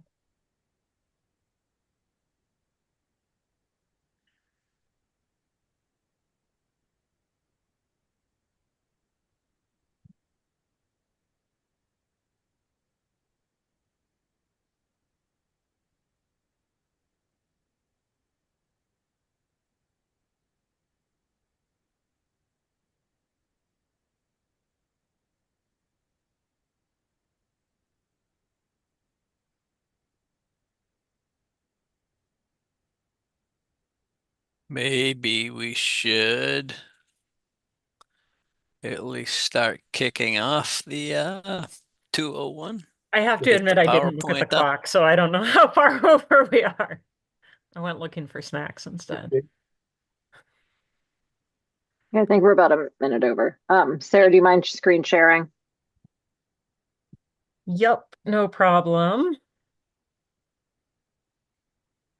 And I think Jamie set you up, Renee, by saying this felt like a college course, and I think it's Yeah. about to feel even more like a college course. Exactly. All right, so we are now going to be digging into what we've titled Land Acquisitions 201, but knowing we're going to do a quick refresher from the 101 from last July of 2024, and then bridge into some of what we're really viewing as some of the challenges and opportunities that maybe have persisted for a number of years, and just really digging into those more deeply. And then we'll transition over to the foundational questions memo. If you go to the next slide, Sarah, that'd be great. All right, so we've spent a lot of time talking about the constitutional intent with measures 66 and 76. So just very quick grounding. A reminder in section 4B1 of the Constitution specifically calls out the intent of the Natural Resources Fund to help support securing long-term protection for lands and waters that provide significant habitats for native fish and wildlife. Go to the next slide. It drills down more specifically for the Watershed Conservation Grant Fund. So that's 65, now 70% of the Measure 76 funding, and of the various eligible uses for the Conservation Grant Fund, acquiring from willing owners interest in land or water that will protect or restore native fish and wildlife habitats. Interests include, and this was part of the panel discussion, may include but are not limited to fee interest, conservation easements, and leases. So recognizing that 4B1 is kind of higher level, 4B2 really does drill down into specifically that grant fund intention around helping to support land and water acquisition. Next slide, please. And you all may recall this also from the July 2024 overview. We do have contact counsel here, so I may lean on Diane if questions come up later about any of this, but wanted to just help with that bridge from constitutional intent down to Oregon revised statutes. So there are some key statutes we pulled out here. There are others that we could point to, but these are the ones that most explicitly connect to the land acquisition program. So that bridge from Constitution, you'll see in ORS 541956, very similar language. So essentially mirroring from constitutional language down into a web statute. 541932 does specifically talk about the process for the acquisition of lands and waters, and calls out specific entities that can hold those land and water interests. 541958 talks about the various criteria that all of the investments from the Watershed Conservation Grant Fund need to address, including having a public benefit that touches on water quality, native fish and wildlife habitat, or watershed or ecosystem function. So that grounding of that conservation intent with the land acquisitions. And then there was mention by Richard Whitman of ORS 541960. That's the title restriction statute that was added. In fact, when Jeff Huntington was the executive director of OWEB, around having the ability for a title restriction that ensures consistency with those conservation purposes outlined in the Constitution, and also giving the board the ability to either approve or deny sale or transfer with a real focus on avoiding the ability to profit. So having an OWEB grant investment be made, then having property be sold off for profit by a person. And you'll see that great pyramid that Diane had put together for our the presentation last summer. We have added in the tribal sovereignty piece, given that one of our work streams is related to tribal sovereignty. So seeing those connections from Constitution down through rule, and then the actual procedures that we use on the grant side. Next slide, please. All right, so in terms of very quickly touching on how land acquisitions work, super similar to what the board sees with all of our other grant programs. We are a responsive grant maker. Local partners serve as the project developers. They identify statewide priorities, such as those included in what was the Oregon Conservation Strategy, now State Wildlife Action Plan as it's being revised, and also connecting to some previously board established principles and priorities that I'll talk about briefly. Applicants can come in and request funding for a fee simple acquisition. In that case, related to that title restriction statute, OWEB would hold a conservation easement if it's a fee simple acquisition. An applicant can also come in and request grant funds to purchase and hold a conservation easement with a landowner. In those cases of OWEB funding a conservation easement, we would hold a third-party right of enforcement to address that title restriction statute. Next slide. So quick reminder, we transfer down from Constitution to statute, and then you all really operationalize our granting through administrative rule. So you'll see here the purpose in terms of Measure 76 is included in the land acquisition administrative rules. So talking about that purchase of acquisition of property interests for the purpose of maintaining or restoring watersheds and habitats for native fish and wildlife habitat or native fish and wildlife species.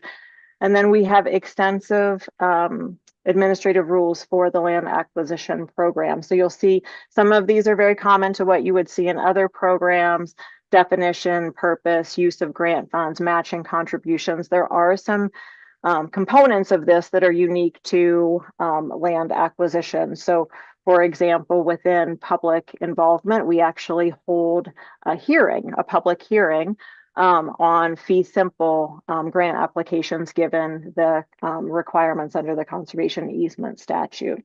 So as we talked about with Diane last July, this really is where the rubber meets the road for the board. So as part of the land acquisition modernization process, we're expecting that we likely would engage in rulemaking to potentially revise some of the administrative rules to possibly capture some clearer direction from the board to applicants, to staff about intentions related to the land acquisition grant program.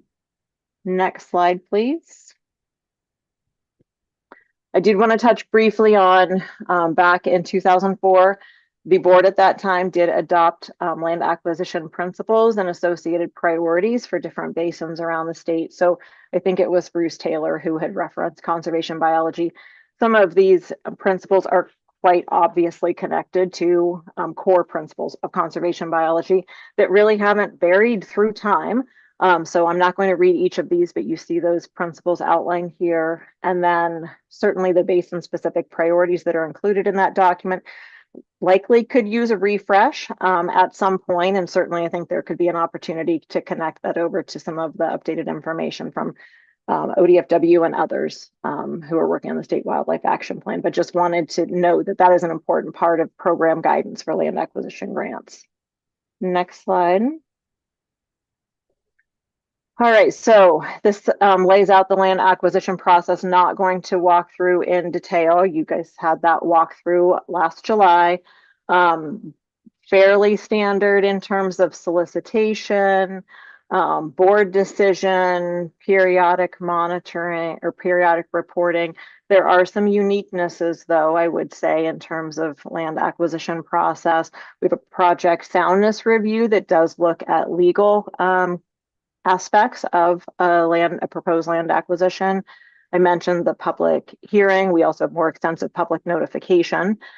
We do have, in advance of board deliberation on staff recommendations for land acquisition grant applications, development of initial and secondary conditions. So that's getting at some of those issues that may have popped during the project soundness, and having documented game plan for addressing those during what is an 18-month due diligence period, to basically get these from time of award to closing.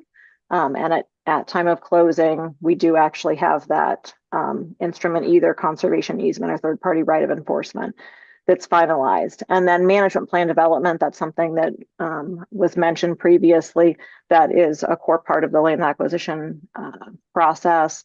In addition to portfolio monitoring, periodic portfolio monitoring to confirm easement compliance, in addition to periodic reporting. So pretty extensive process, given that these are permanent investments. Next slide. Okay, so that was a race through the program structure, just from some key statistics, more than 25 years of investment.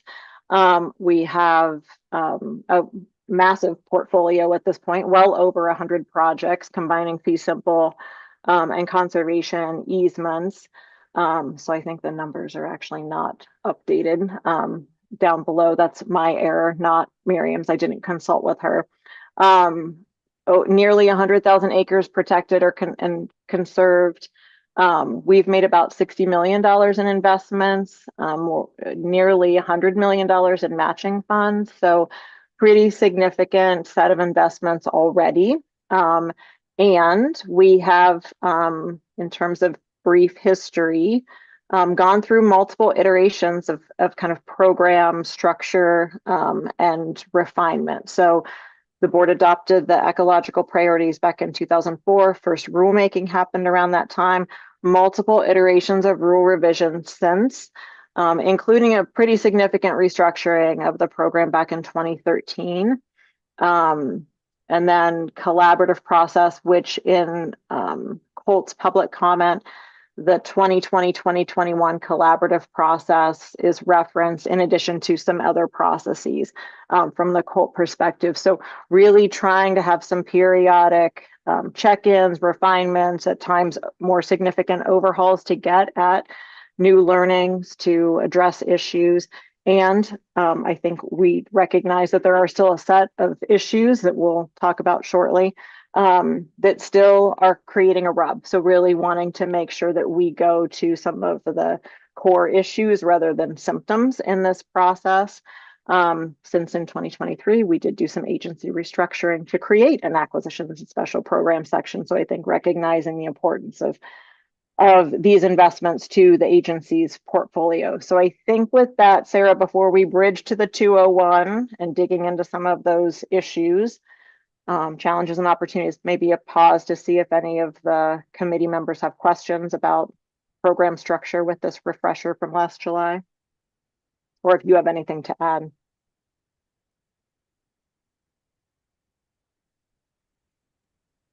You guys tracking? Did it seem familiar?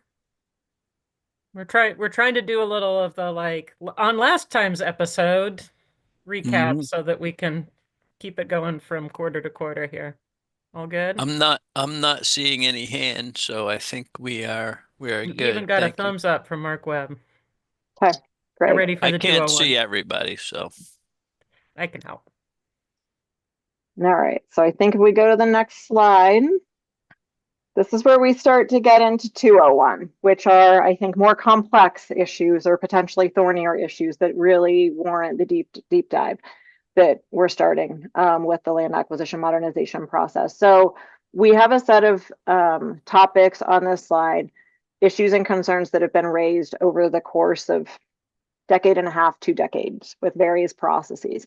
So you'll see on the left-hand side of this slide, some of these issues, maybe not perfectly, but largely, if not perfectly, have been addressed previously through some of those refinements, rulemaking, et cetera. So, and I think it was Bruce also who mentioned maybe in Q of A, eligibility of due diligence, site stabilization, and other costs. Previously, all the agency would pay for was the actual transaction itself, recognizing it takes so many steps in a process to get to a successful completed transaction, we have to help cover costs of that, not unlike things like design work that we do for restoration projects. So that was a program change. Renee, sorry, real quick, before you continue down that row, I want to let folks know that the content for this slide largely comes from a set of listening sessions we had with COLT membership. And so both a thank you to COLT members, Coalition of Oregon Land Trust members for working on this with us, and also just an acknowledgement that we aren't the ones that always decide whether an issue is suitably resolved by a process. So this is feedback from our land trust community partners, as well as just kind of where we know that we have actually implemented a solution. It's not just our opinion here. Yep. Thanks for that, Sarah. The ability to receive non-purchase price costs prior to closing, rather than holding that expensive bag, you can actually be paid for those costs before you get to the finish line. Having some different opportunities for meeting the 25% match requirements, ensuring that technical assistance, kind of design and scoping for land acquisitions is eligible within TA, the technical assistance offerings we have. Creating a circle back loop for feedback loop for clarifying information if questions come up during ecological reviews or related to comments that we hear during the public hearing that OWEB holds. And then recognizing that some of the limitations in terms of balancing other uses such as working lands or something that's specifically focused on drinking water source protection, ultimately having new transaction programs added to the OWEB portfolio to address those needs with OHP and the Drinking Water Source Protection Grant Program. There are some other issues, all of which are captured in that foundational questions memo that persist. We have not resolved these issues. The concerns around the conservation easement requirement as that being the tool to address the title restriction statute. And there's very good and logical reasons that you see in the foundational questions memo from the perspective of our local partners that can present challenges, for example, with co-funders where you have different entities that are interested in different types of restrictions and assurances, and you can have some real challenges in lining those things up. Questions about program parameters. The example we included here was the required habitat conditions, both at time of application and then time to restoration. That's an area that's been a challenge that's raised by our local partners. The multiple uses issue, whether that's recreation, cultural uses, working lands, risk tolerance. We spent some time on during the panel discussion and Q&A. Including some questions have been raised about the role of Department of Justice in advising the agency versus directing the agency.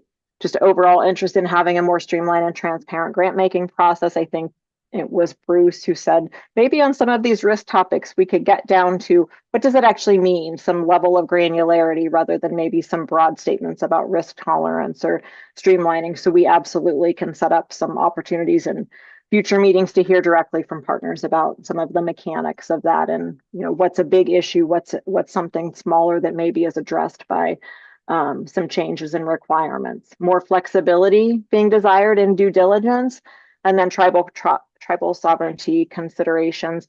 Want to flag, we have an entire work stream within the land acquisition modernization process on that, given the importance of government to government. But this is where we're getting into the more complex issues, not just how does the program run, but what are we hearing and where there are some areas where we have some challenges and some potential opportunities for refinement. So I think with that, Sarah, anything to add before we jump to the foundational question? Well, and Mark has a question, but first, Sarah, anything to add that I missed? No, but I bet if we get a couple board member questions, I'll think of something.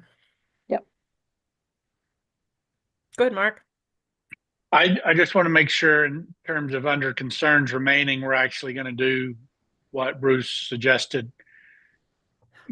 It would really help me to understand what's going on there, the concerns, if we have examples. Yeah, So later on. I think it would be helpful to hear some feedback from you guys as we kind of pick through the foundational questions here today. I was thinking about that too. I think Bruce's suggestion, Bruce Buckmaster's suggestion about sort of categories of risk is a great one. And one of the reasons that we made the risk management question 3 in a list of 4 is that I feel like it'll be smeared all over the first 2. And so I think we will have addressed some of those sources of risk, perceived risk, actual risk in talking about title restriction instruments and talking about our expectations for future habitat conditions. So I could see an argument for doing that sort of upfront, Mark, and making sure that we hear more from the land trust community at the next meeting. I could also think of an argument for saying let's pick on the specific ones that we know are like loud and clear at the top of the list, and those were 2. And then maybe revisit with the land trust community, like what's left that we really need, like in your sense of our being risk averse, or in our sense of, what kinds of risks we're trying to manage, what else should we lump in there? But I think it's going to be really important, and I appreciate the framing. So yes, is the other way to answer that question, but I don't know when.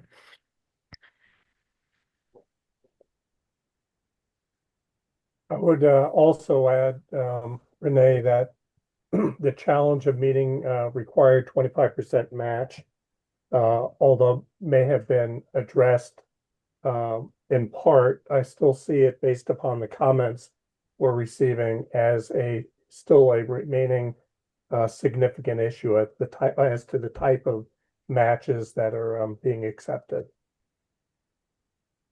Yeah, that's a good point, Russ. Yep, thanks, Russ.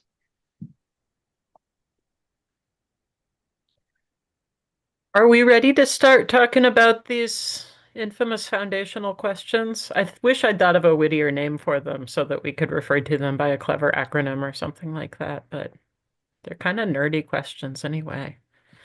All right, let me find my own notes here as well. Sorry.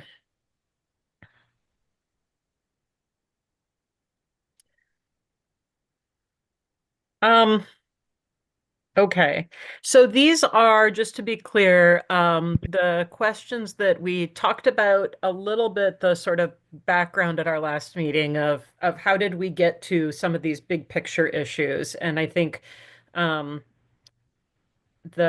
content that Renee just described is how we got to these 4 issues in the first place, right? So in our conversation with Coalition of Land Trusts and the Land Trust individually, we kept seeing these themes kind of glomming together, and we could see, I always see it as a stream rather than a pyramid. We could see this kind of stream of like, people are frustrated with, specific points in our processes or program implementation.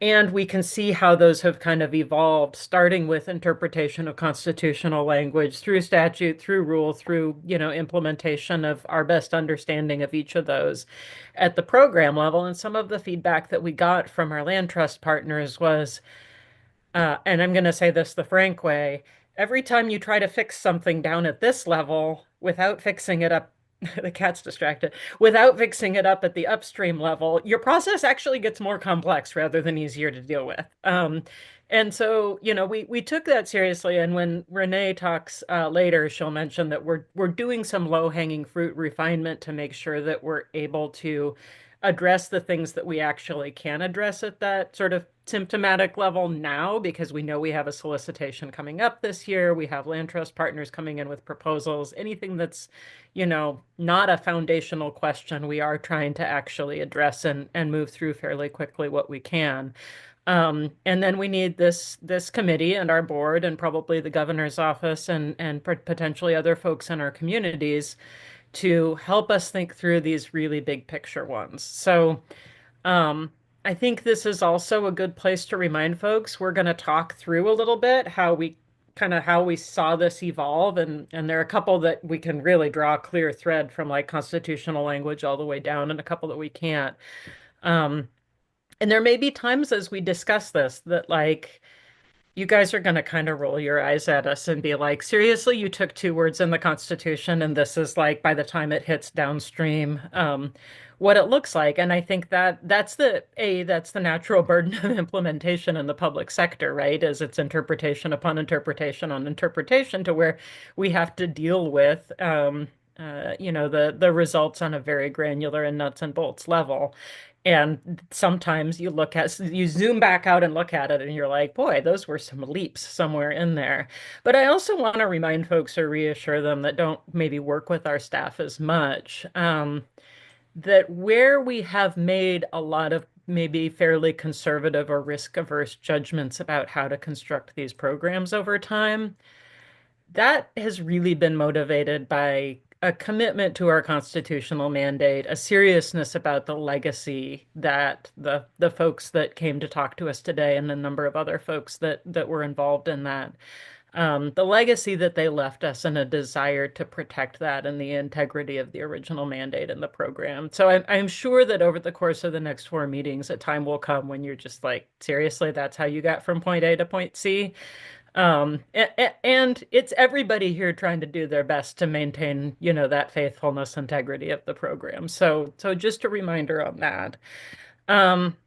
And I also want to remind folks that we are not going to necessarily answer, well, actually we're not, especially at 3:14, going to answer the questions today. So what we're going to do, I'm going to ask Renee to sort of step us through a little bit more description on each of these that will sort of summarize and I think add a little color commentary to what you saw in the memo. Then we're going to give you some time on the floor for questions and answers, and have Diane available for that as well. And we're going to ask you a question too of like, as we start diving into this, who should we bring? What should we talk about? What's the context that will be useful? What more information might you need to dig into each of these questions? So I'll hand it over to Renee to talk through each of these in some more detail. But don't try to answer them today, okay? Because that's our sequence of next 4 meetings. And I know it's going really slow, but they're really big issues. And these are issues that have developed over the course of decades. And so it will take us a couple more meetings to start really diving into the meat of this. So that's my setup. And then I'll raise my eyebrow at you if you try to just tell me what, what your legal interpretation of our easement language is or something like that. Renee? Okay. Yep.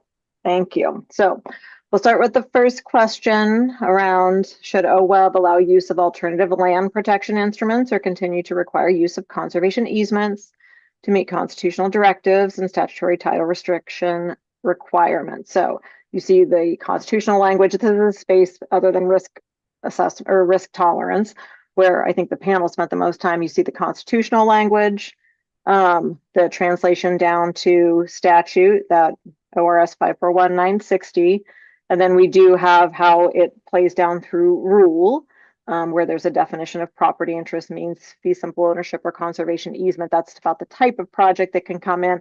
And then elsewhere we talk about the agency holding either an easement or third party right of enforcement. And so if you hop over to the memo that you all received. So this is obviously title restriction statute that was added back in the early aughts to avoid that concern about subsequent sale and profit. And the agency, and this has come up, I think since 2003 or 4 was the first time that there were some discussions around this. The agency has chosen to use a conservation easement as the instrument by which we would address that title restriction statute. We are somewhat unique in Oregon in having a specific conservation easement statute that has withstood challenge kind of better and differently than some other forms of title restriction have in terms of case law, such as different types of deed restrictions or equitable servitudes. I know there was mention in the memo of kind of a different situation, a different approach that the state of Washington uses. Some of that comes back to how their relevant statute is written, which is broader in terms of the types of protective instruments, covenants, easements, restrictions, other rights that have the ability to survive transfer. And these are all very deep legal issues, but the title restriction statute, the existence of a conservation easement statute in the state that does provide the greatest protection ability and the greatest assurance that has resulted in the agency thus far making, as Richard Whitman noted, a policy decision to use conservation easements to meet that title restriction statute. Certainly, we've heard concerns from some local partners about one, the amount of detail in conservation easement, in the conservation easement language. And then two, just overall, the agency's choice to use conservation easements as that protective instruments. And so this, I think, as Sarah just beautifully noted, this is one where you don't somehow tear apart the question of risk management from the decision to use conservation easements as the protective instruments.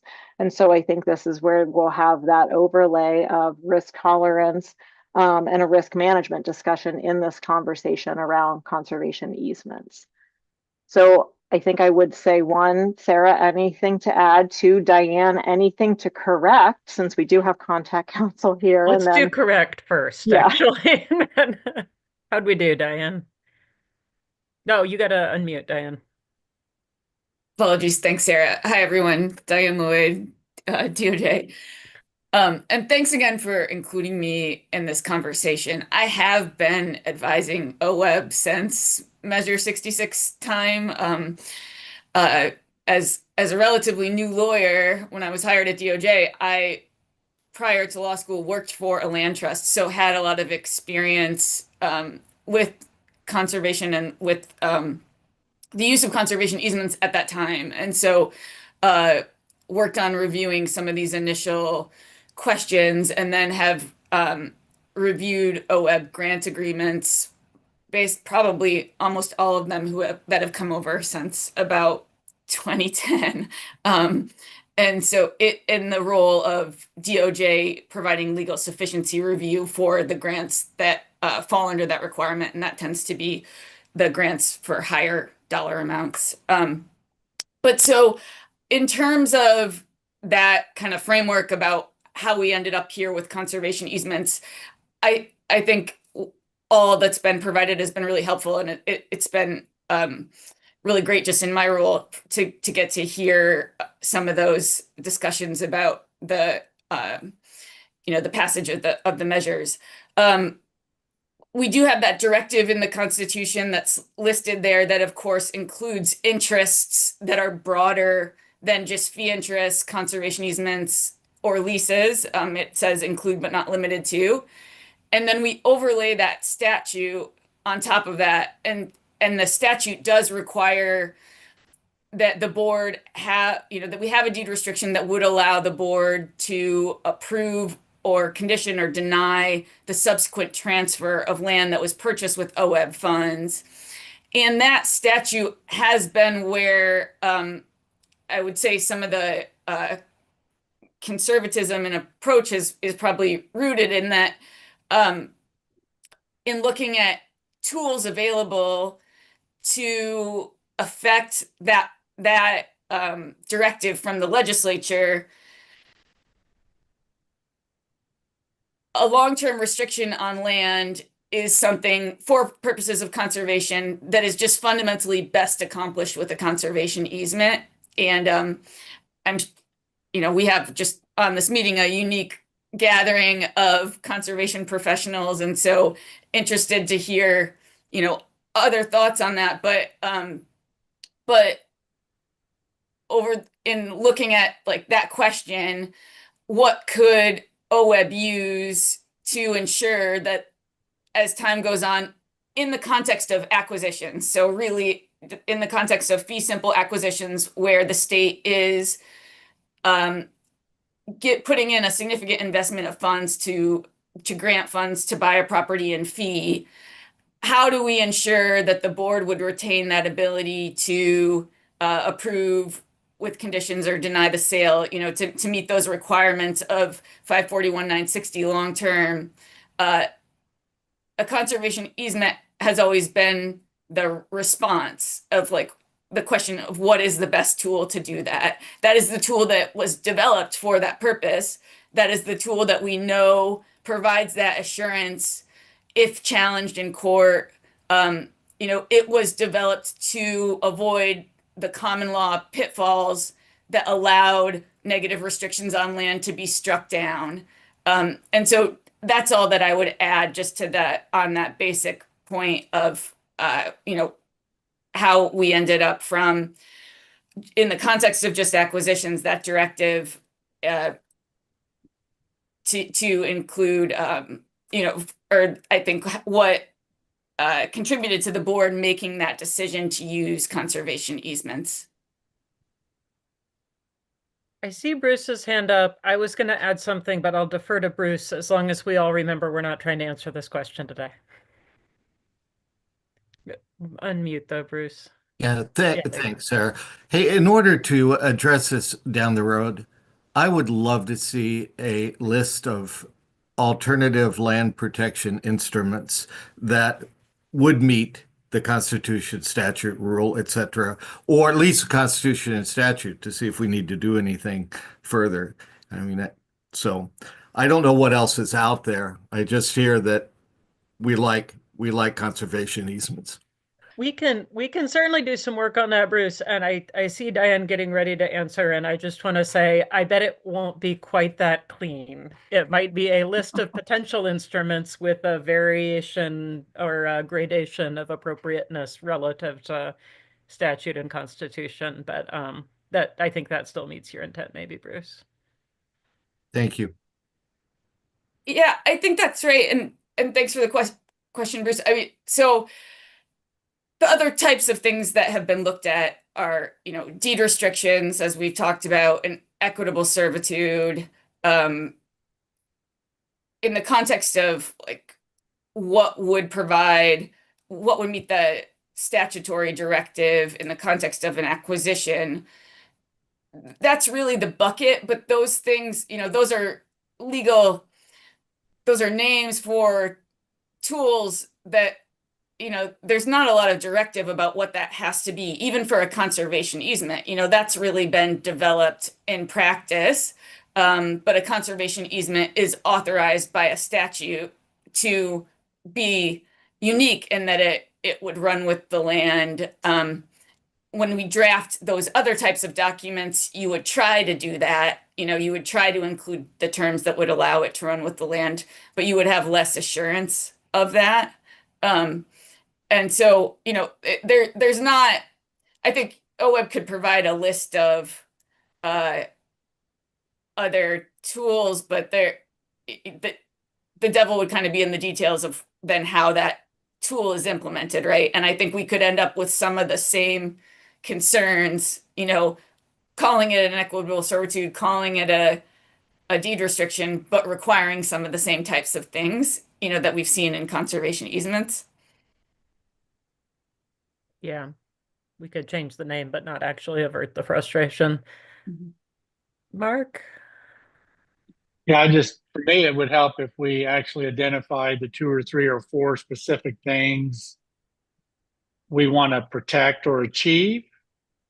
And then we can evaluate the different sorts of instruments that might be relevant. And I think, at least for me, it would then help to evaluate those alternatives. I mean, if it's facilitating desired outcomes, ecological outcomes, and protecting investments and something else, it may become pretty obvious to me then, at least, what the obvious instrument is, if I know what those are.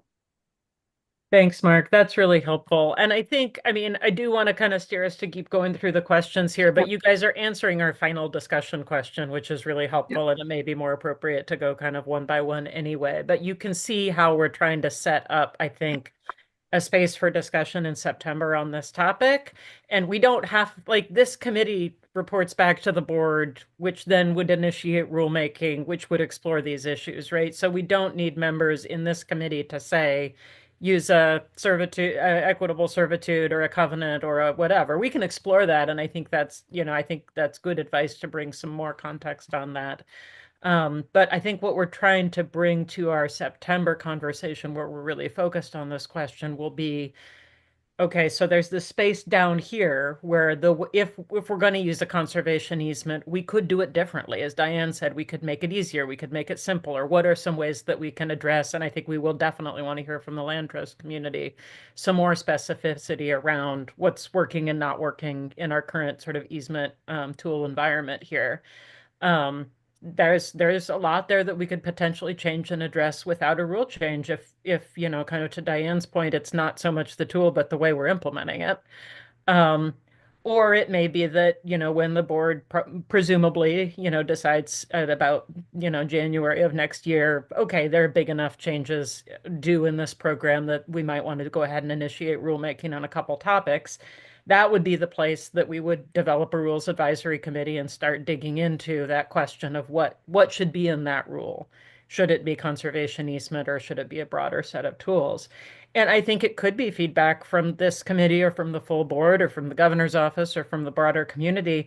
Actually, there was a fundamental problem in this statute. And if we want something really significant to change in the way that this program implements constitutional mandate, maybe there's a need to talk about, you know, is there a need for legislative change? And at that point, we all kind of shift gears, and it's not anywhere near as simple as it sounds, of course, but there is kind of a limit there of, you know, we could implement the constitutional language here under different statute differently.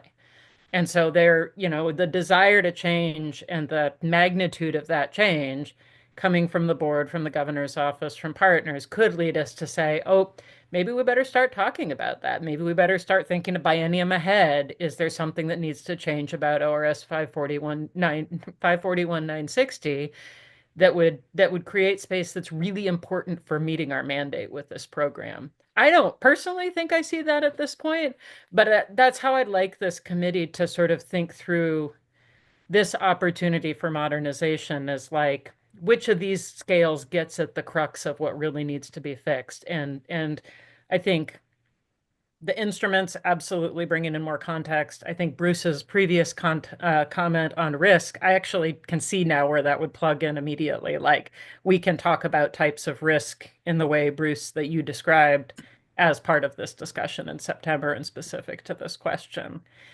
And bringing in additional context from the land trust community about the pain points under the current system, I think will be absolutely critical to that conversation as well. So to Bruce's point about understanding what the alternatives are, I think it's clear that we need to understand what tools are in the toolbox, what are the best practices around the nation to be able to get to it, and what in the Constitution was meant by but are not limited to. Because clearly there was something clearly in the minds of the authors that gave other options to the state in the Constitution to be able to execute creative other tools like record of grant agreements, which are common in the conservation business. So being able to get through that, I think, is going to be essential as we move forward. I just want to give a historical context. The justification for using easements historically at OWEB was that more money is being spent on land acquisitions than on restoration projects. And that has flipped over the last few years. We are seeing $5, $6, $7 million, $15 million being spent on restoration projects, far exceeding the value of land acquisitions, all with grant agreements. So we're accepting a level of risk on grant agreements for restoration projects, but we're asking something a lot more significant out of the land acquisition program. So when we talk about risk, we have to keep that context in mind. Thanks, Russ. Mark, I want to get to the other three questions, but go ahead. It's not my party. I just wanted to say I might disagree with Russ on that in terms of what the Constitution says. Given what we heard earlier, it may be that they didn't have anything in mind. They just left it open-ended as they discussed for the flexibility and the like. We don't know what might come down the road, and if there's a better instrument, we want to be able to include it. So that's all. I'm going to take us to the next slide. Thanks, Mark. And I can kind of see Diane itching to say that it is a question of legal interpretation of the language and not what the original intent was. So just a reminder, that's helpful context, but it's not actually how we interpret the law in our legal system. Is that okay, Diane? Sure. Certainly when we're interpreting constitutional provisions or statute, we first look at the plain language of those that to interpret. And that's really what we're stuck with if it addresses it. If there's ambiguity, we can look at the legislative history, but that would be the legislative history from the time period, not statements about what we thought we meant. I think it's very helpful, obviously, for deciding how to make policy decisions going forward. Yeah. But yeah, if we were actually, having to litigate the meaning of one of these provisions in court, God forbid, we wouldn't be able to cite to what someone, hoped they were doing in that litigation. Thanks, Diane. Renee, why don't you nudge us along here? Yep, and just mention we have multiple transaction programs at the agency now, so we've started to build some of those comparisons because we had to look differently, for example, at drinking water and the tools available. So we can bring that to you. So second question, should OWEB's land acquisition program incorporate an expectation of active restoration of properties acquired, or is a land transaction that solely protects land sufficient to meet OWEB's interpretation of constitutional and statutory requirements, even if existing habitat values are more modest, limited, or marginal? So again, kind of with what we started in the first slide, grabbing out that constitutional language, which we talked about a little bit with the panel, securing long-term protection for lands that provide significant habitats for native fish and wildlife. So from hearing from the panel, they didn't have a definition in mind, and there is not a definition in statute. To Diane's point, intention about a ballot measure is one thing. How it actually gives agencies that are creatures of statute guidance in statute, we don't have a definition. We also grabbed out the intent of the native fish and wildlife habitat protection relative to acquisitions, and the interpretation thus far for the program has been lands protected should be of either high existing value or restorable and restored to relatively high value future condition within, I'm going to say generically, within about a decade. And that has certainly raised some concerns from local partners. From their perspective, it's created some burdens around eligibility requirements, what even can make it through the gate to come in as an application, the application review processes, funding conditions. We've heard concerns about if there is an expectation you're going to get to a desired future condition. There's a challenge when it's only funding for acquisitions and there's not guaranteed funding for restoration, as an example. And we oftentimes have acquisitions that receive subsequent restoration funding, but just not having that paired funding. So certainly having some discussion from this committee with the full board about what are your thoughts regarding definition of, expectations around significant habitat.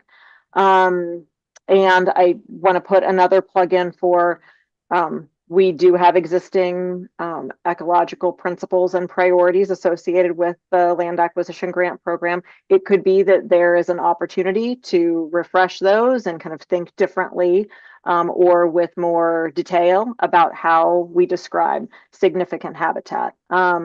So I think I'll stop there and see if folks have questions, going to Sarah's point about what information could be helpful to you as we start to dig into this topic of habitat condition and kind of restorability or restoration expectations. I think you just answered my question when you were going through those acquisition principles earlier. I was wondering if that was another, seems like a couple of the foundational questions maybe fall in that workspace, and then a couple of the others fall in kind of the process workspace. So meaning, Dan, taking a fresh look at those principles and priorities maybe would help with the significant habitat question? I'm thinking that's the question I'm trying to ask. Like in that space, could we get at that sort of significant issue as well as the sort of balancing of the other uses? Potentially, yes. I certainly think that for the significant habitat, I think taking a look again at those principles, which probably have not changed. Conservation biology has not changed wildly. I do think addressing what Kathy was mentioning about climate change impacts certainly kind of is worthy of refreshing that. And then just some space around what is significant given impacts from climate change, what we know about habitat conditions around the state. I certainly think that could help answer the question or get Yeah, at I this mean, issue. it might be an inappropriate sort of comparison, but I think about the ecological priorities for the FIP. You know, they are essentially defining what is significant in the context of the decision-making space about awarding grants. And it seems like using the acquisition principles or something, it sounds a little parallel to that. Yeah. Renee, I have a clarifying question for you.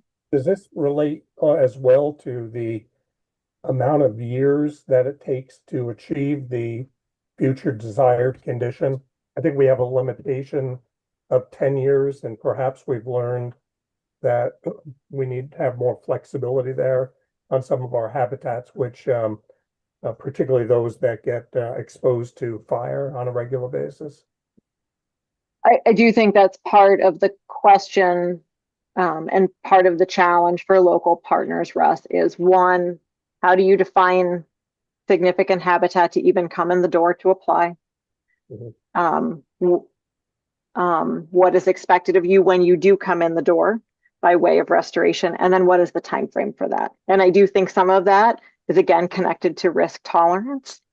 10 years, I think, to help ensure, and there flexibility inevitably comes if folks are not able to get to it in a decade, as an example. It's not as though the funding is being clawed back, but I do think the question of 10 years versus 50 years, to get to something to pass the straight face test about this was an investment that is making a difference in terms of native fish and wildlife habitat. What is that reasonable time horizon? I think we need to sort through that too. Yeah, Bruce. Do we routinely not fund or projects under these questions? Is this something that is happening on a regular basis, or so? I'm trying to get a sense of how large this issue is. I would say that it has varied through time. I think that there are projects that have not come in the door because and whether it was looking at program materials or during a pre-application consultation, there was the marginal term that we have in this question. I think that if something Kathy described, Williamson Delta at that time was potatoes. It could be that someone hasn't even come in the door. I do think that for projects that have come in the door, we have heard feedback of the expectation of the bar that you get to and that time horizon that Russ was talking about. That also has been a challenge and maybe even potentially off-putting. I think some of that maybe was in the Mackenzie River Trust public comment, just that challenge of not being funded, maybe because of current condition and restorability potential. I would also add to that quickly too, Renee, the process that folks go through after an award to, and correct me if I get this wrong, Renee, because I'm still trying to figure it out, but to develop a management plan that shows how they will get to that and to be able to demonstrate that in advance that they have funding to get there. I think there are also sort of procedural layers that frustrate folks related to that. So it might not be a thumbs up, thumbs down for a project, but it might be, boy, this is a layer of additional work that can be quite rigorous to be able to show how we're going to get from point A to point B in 10 years. That if we didn't have that requirement, then those processes and procedures wouldn't exist, presumably, or they would be lighter. Mark Webb, you have a question? Yeah, it just might help me to know what OWEB thinks solely protects means. Oh, well, I made up the language for the question, so what Sarah thinks solely original protects source means. there. When you talk Protects about and does not actively restore. Do you see what I mean? That is, it's a legal protection without active restoration or without necessarily including an active restoration. That's what I wondered. A commitment Okay. to active restoration to a certain point. Okay, You thanks. see what I mean? I wonder, guys, if it would be helpful to bring, when we get to this question, which I think will be December, some specific projects or applications that could illustrate, like maybe here's a great project that had trouble clearing this hurdle, but eventually did get restored, or here's something that we thought had potential, and then 10, 15, 20 years later, the restoration hadn't actually occurred, and this is what it looks like. Or the restoration failed to meet the original objectives. And are we comfortable with that kind of risk and failure? And I think that gets back to kind of our topology of risk. But just kind of based on your questions, I'm wondering whether like looking at some maps with some places might be helpful. And we'll do that in collaboration with our project partners to make sure we're not throwing anybody under the bus by a negative depiction of a project or a potential project there. But I think there's a fair question there that's hard to answer in the abstract about what does it look like when you just protect kind of land of questionable habitat value and then it sits there for 10 or 15 years. To Bruce Taylor's point from earlier, that's somewhere between pristine habitat and like a ball field that an eagle once flew over, if that's kind of our working definition for now of significant habitat. Like, what does that look like when we actually implement it? Sarah and I got it. Oh, go ahead, Russ. just an observation. As we go through this, as I keep seeing the images of Joe Mall and Kirsten on the screen here, these are the people who live and breathe these issues, and real time can help give us the context that we need.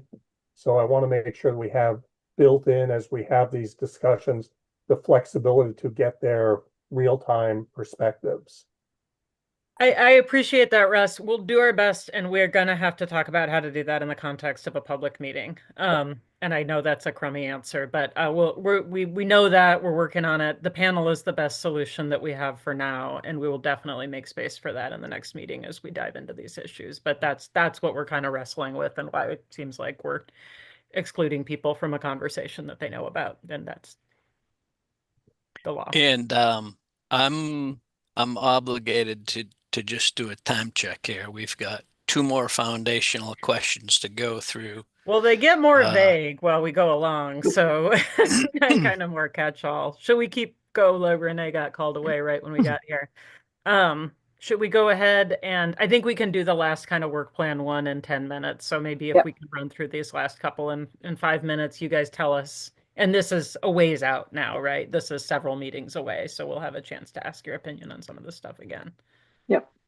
Yeah, so this third question, Dan mentioned it earlier. So in evaluating land acquisition proposals, agreements, management plans, project outcomes, how should we balance Measure 76 purposes, specifically for conservation, against other potential land uses, including in cases where multiple funders are involved in protecting, restoring, and managing an individual property. So these are some of the issues that have come up around working lands, around recreation, around maybe even cultural uses. So some of the framing here is that the Measure 76 is parks and natural resources. So there are separate sections of the Constitution to get at that. The parks section really is focused on parks, natural areas, outdoor recreation areas to meet certain expectations for public use, to provide diverse and equitable opportunities to experience nature. Section 4B of the Constitution, as you know, really is focused on conservation for native fish and wild habitats, et cetera, that we've talked about. So in terms of statute, it largely just tracks from constitutional language on the park side versus the natural resources side, which is a web investment. So in terms of implementation, how that's played out with the programs is oftentimes will avoid having kind of commingled recreational or working lands uses that do have the potential to impact the conservation values. It's not necessarily an all or nothing situation, but certainly through time there's been scrutiny on what is that, how do you strike that right balance? Because I think there's a diversity of science, frankly, out there in terms of what impact can occur because of some of these commingled activities, and what are those thresholds or tolerance before you start seeing some of the challenges to conservation values. This certainly for our local partners has and continues to have some challenges when they are trying to bring together 2 or 3 or 4 funders that maybe have complementary but slightly different intentions around their funding programs, and how do you balance interest in having universal access or equitable access when you also have a conservation value that's squarely in focus for a funder.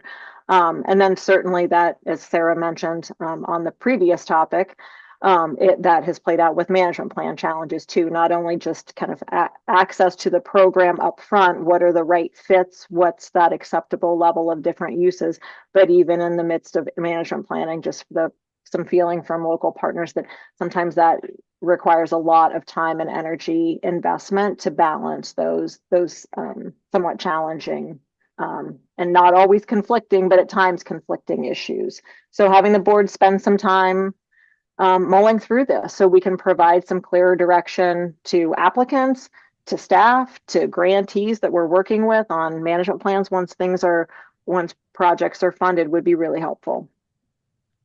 So this is now talking about our February meeting, so it's a ways off. So let's keep going on our last one, Yep. and you guys keep thinking about this. And I think if nothing else, you see the scale of what we're attempting here. Yep. Okay, final one. How should we collectively, in partnership with other parts of the state enterprise, meaning the governor's office, Department of Justice, learning from other programs, best understand, evaluate, and manage risks associated with this program? So we have talked a lot about this already. We have designed a program that has a strong interest in minimizing risk.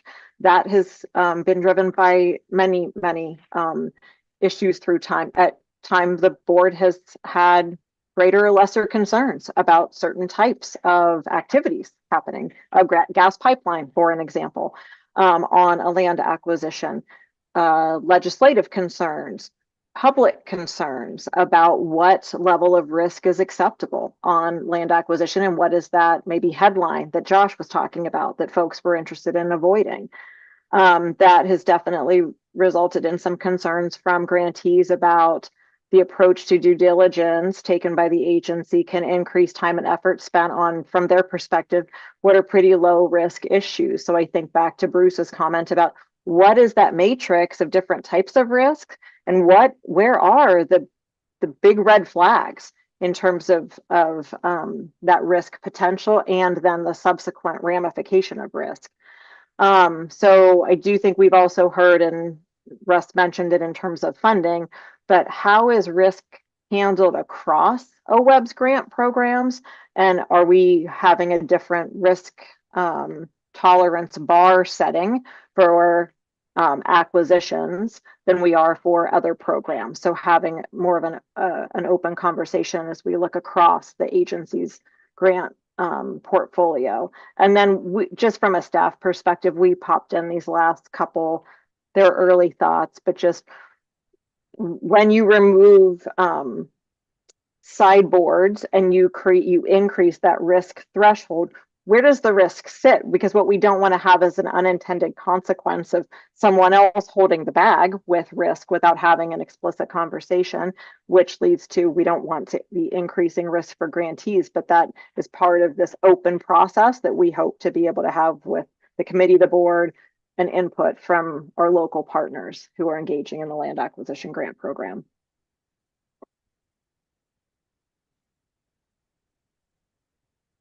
I think they did a pretty good job of answering these questions, Renee. Do you guys have other questions for us before we just do a quick revisit of kind of work plan for the next couple months here and for the other streams of work?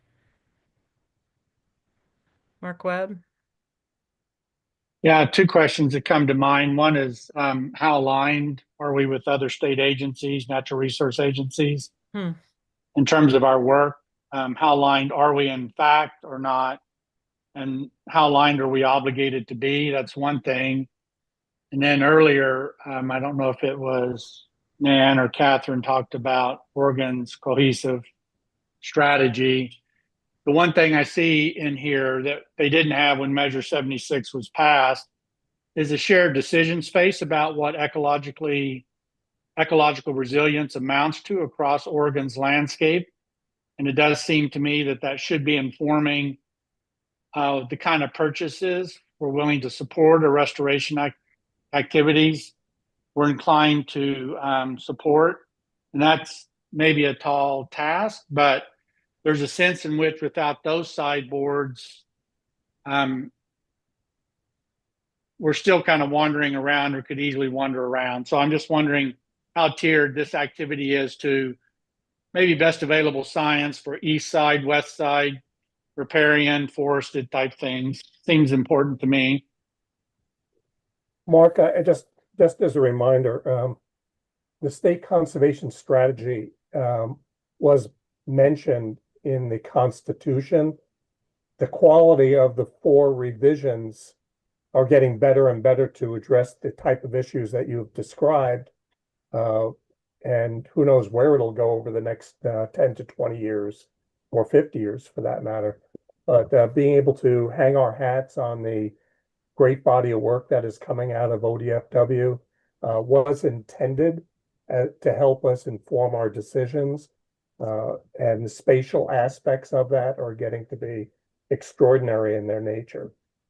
Everything from conservation to high-risk zones for fire return interval is all being captured now. Well, I think having a good grasp of that can maybe help us inform our responses to balancing recreation and other uses with the conservation when we know what those goals really are, and then we can kind of accommodate. So just a suggestion. Yeah, Jamie? When I'm hearing comments and reflections on this, it brings to mind a question my mom often asks is, what's the worst thing that can happen? And one of the things that's striking me is I think different people from the original intent to potential, some of the list of folks you mentioned, Sarah, earlier, to staff, to even board members, may have a different sense of what's the worst that can happen or what are the most worst things that could happen. And so it may be helpful just in bringing this forward because it speaks to the risk tolerance, it speaks to all those other things. You really have to have a sense of what do people agree are some of the worst things that could happen before we figure out what the solutions are. I like that a lot, Jamie. And I think the question I like to ask right after that is, and then what will we do next? If we can identify, I think you kind of hinted at that even, like if it sounds like really scary when we describe it as risk. And I think that language gets us closer to thinking about, okay, if this, like the worst case scenario happens, what would be our next steps? Then it may turn out that a lot of these risks we're well prepared to address and mitigate in real time. Or if we look at it from a portfolio perspective, we're spending $100 million a year right now. Maybe it's okay if not every one of these projects gets, the highest quality outcomes that we anticipated. And I do just, before we go on to work plan, oh, sorry, Russ, it looks like you wanted to chime in too. Saying to We're going to Jamie, start losing folks though. to Jamie's point, really quickly, some of the worst things we have seen in terms of impacts would be, for example, a reset due to a catastrophic fire, where we have a 1,000-year reset when we lose the old growth, but we still have the core property to be able to evolve through its next iteration of life. But yeah, that's what we're really dealing with. We're not. Well, so that's the ecological risk. The legal financial risks, to borrow some of Bruce's categories would be quite different. Yeah, I'll save my comments. Let's touch quickly on the work plan. Sorry. Oh, you can skip. Yeah, perfect. Okay, so quick review of the work plan, board committee work, which will inform subsequent discussions and deliberations by the full board. So starting with some education, grounding, foundational questions, I think to multiple comments. We will be pulling in other interested parties, partners, as we dig through each one of these topics. So really want to try to ensure common grounding in understanding the program. I think, Jamie, your point just now, so well taken. Like, what is the worst thing that could happen? We probably need to talk about that, lay out some of those different types of risk in different matrices. Certainly, I think this has underscored for me, we will be weaving a risk tolerance discussion into each one of these. I don't think you're talking about easements and instruments without talking about what does that mean from a risk tolerance perspective. So we can take that as staff and mull that over more. During your committee reports to the board, we'll be giving the full board glimpses into this, ultimately knowing that's going to lead to deliberation and decisions, the first of which we expect in January of 26 on initial recommendations. So you'll be meeting quarterly. We may continue to ask for more than an hour and a half. We'll continue to meet monthly with the co-chairs and then talking about January 26. So that is one work stream. Sarah will hit briefly on the other three. In the next slide. So we have parallel work underway on tribal sovereignty considerations. We've done some staff analysis on a range of issues, including but not limited to different protective instruments that potentially could be utilized in situations where tribes are coming into the land acquisition program, because we recognize that from a government to government perspective, those sovereign considerations are very real and deserve some focused treatment. So we'll be talking, actually, Sarah, I'll let you summarize this piece since you are our government to government point. I'm our government to government. We're working on, we've wrapped up kind of a phase of legal analysis and assessment of limits and options on that. We're working on a letter back to our tribal government partners for all 9 federally recognized tribes and NESPERS, kind of summarizing feedback we've heard from tribes, presenting a set of options, asking for anybody who's interested in kind of continuing to dig deeper into specific options down that road. We'll continue to report back in more detail here. It's not that information can't flow back and forth. If we get a good idea there, we'll bring it over here. But it's just really a separate set of considerations that we want to keep in that government to government channel. So we'll provide more detail on that once we've had a chance to connect with our sovereign tribal partners. The third work stream, Sarah mentioned this earlier, we have a group of internal staff, external work group members, a few of whom are on the call today or on the meeting today, so thank you for that, who are part of a 2025 minor streamlining process in advance of us launching a cycle, hopefully in late July, for land acquisitions. We heard loud and clear we don't want to pause the program while all of these modernization processes are underway. But in the spirit of streamlining, are there some minor things we can do to help to clarify information, make the application a bit more streamlined without getting in front of the committee or the board's work on big philosophical and cultural issues? So thanks to Colt for helping identify some external partners to work through that with us. And then the last work stream is really around the potential for rulemaking, subsequent program refinements. That is not an area of active work yet, since we need to get through these larger processes. And I think, Sarah, the final slide just shows cadence, but we can just have that up there as we're wrapping up, I think. This was a marathon and not a sprint, guys, and it is the first stage or the second stage in a marathon and not a sprint. So thank you for your patience. Really appreciate everything that the committee and partners are putting into this. There's a lot behind the scenes. Renee, huge appreciation to you and your team for listening to partners, synthesizing information, talking through. Thanks, Diane, as well. I think there's a lot going on behind the scenes. I bet that's apparent to our members from kind of the quality and quantity of information shared today. And we made you sit through 2 long quarterly meetings, setting up a conversation that you haven't really had a chance to have yet. So thank you so much for your patience as we lay the foundations here. But it's going to get real in our next meeting, and we'll have a lot more to dig into, but that's where we'll start diving into the foundational questions and really have a more robust dialogue among members and hear from our land trust partners to help guide us in that. And I think we will also, to Mark's comment at a previous meeting, this is kind of our point at where we thought about reaching out to our partners at the Association of Oregon Counties and some of our other organizations that have a connection to this work and might want to participate in that easements conversation and track a little bit more closely for a while here too. So we are bringing in a number of other potential grantee and non-grantee voices as well. Sound okay? My co-chairs, did I run you out of patience and energy? 3 minutes over, not bad. I mean, all things considered. Well done. Yeah, very nice. Lots of information, very clearly communicated. It's great. Board members, any feedback for structure, content next time, either in reflecting on this meeting or just reflecting on the question and everything we discussed today, don't hesitate to shoot Nicole Bettinardi and I an email and we'll circulate as needed and get that to the right team. So advice, requests, questions, thoughts, don't hesitate to let us know, but make sure to CC Nicole because she is much more responsible than I am. Responsive. I think it'll be a success as long as you continue to show the word philosophical at least once a meeting. We were going to do that even if you weren't on the committee, Mark, just for the That's record. great. Yeah, of all places. Thanks so much, everybody. See y'all. Thank you.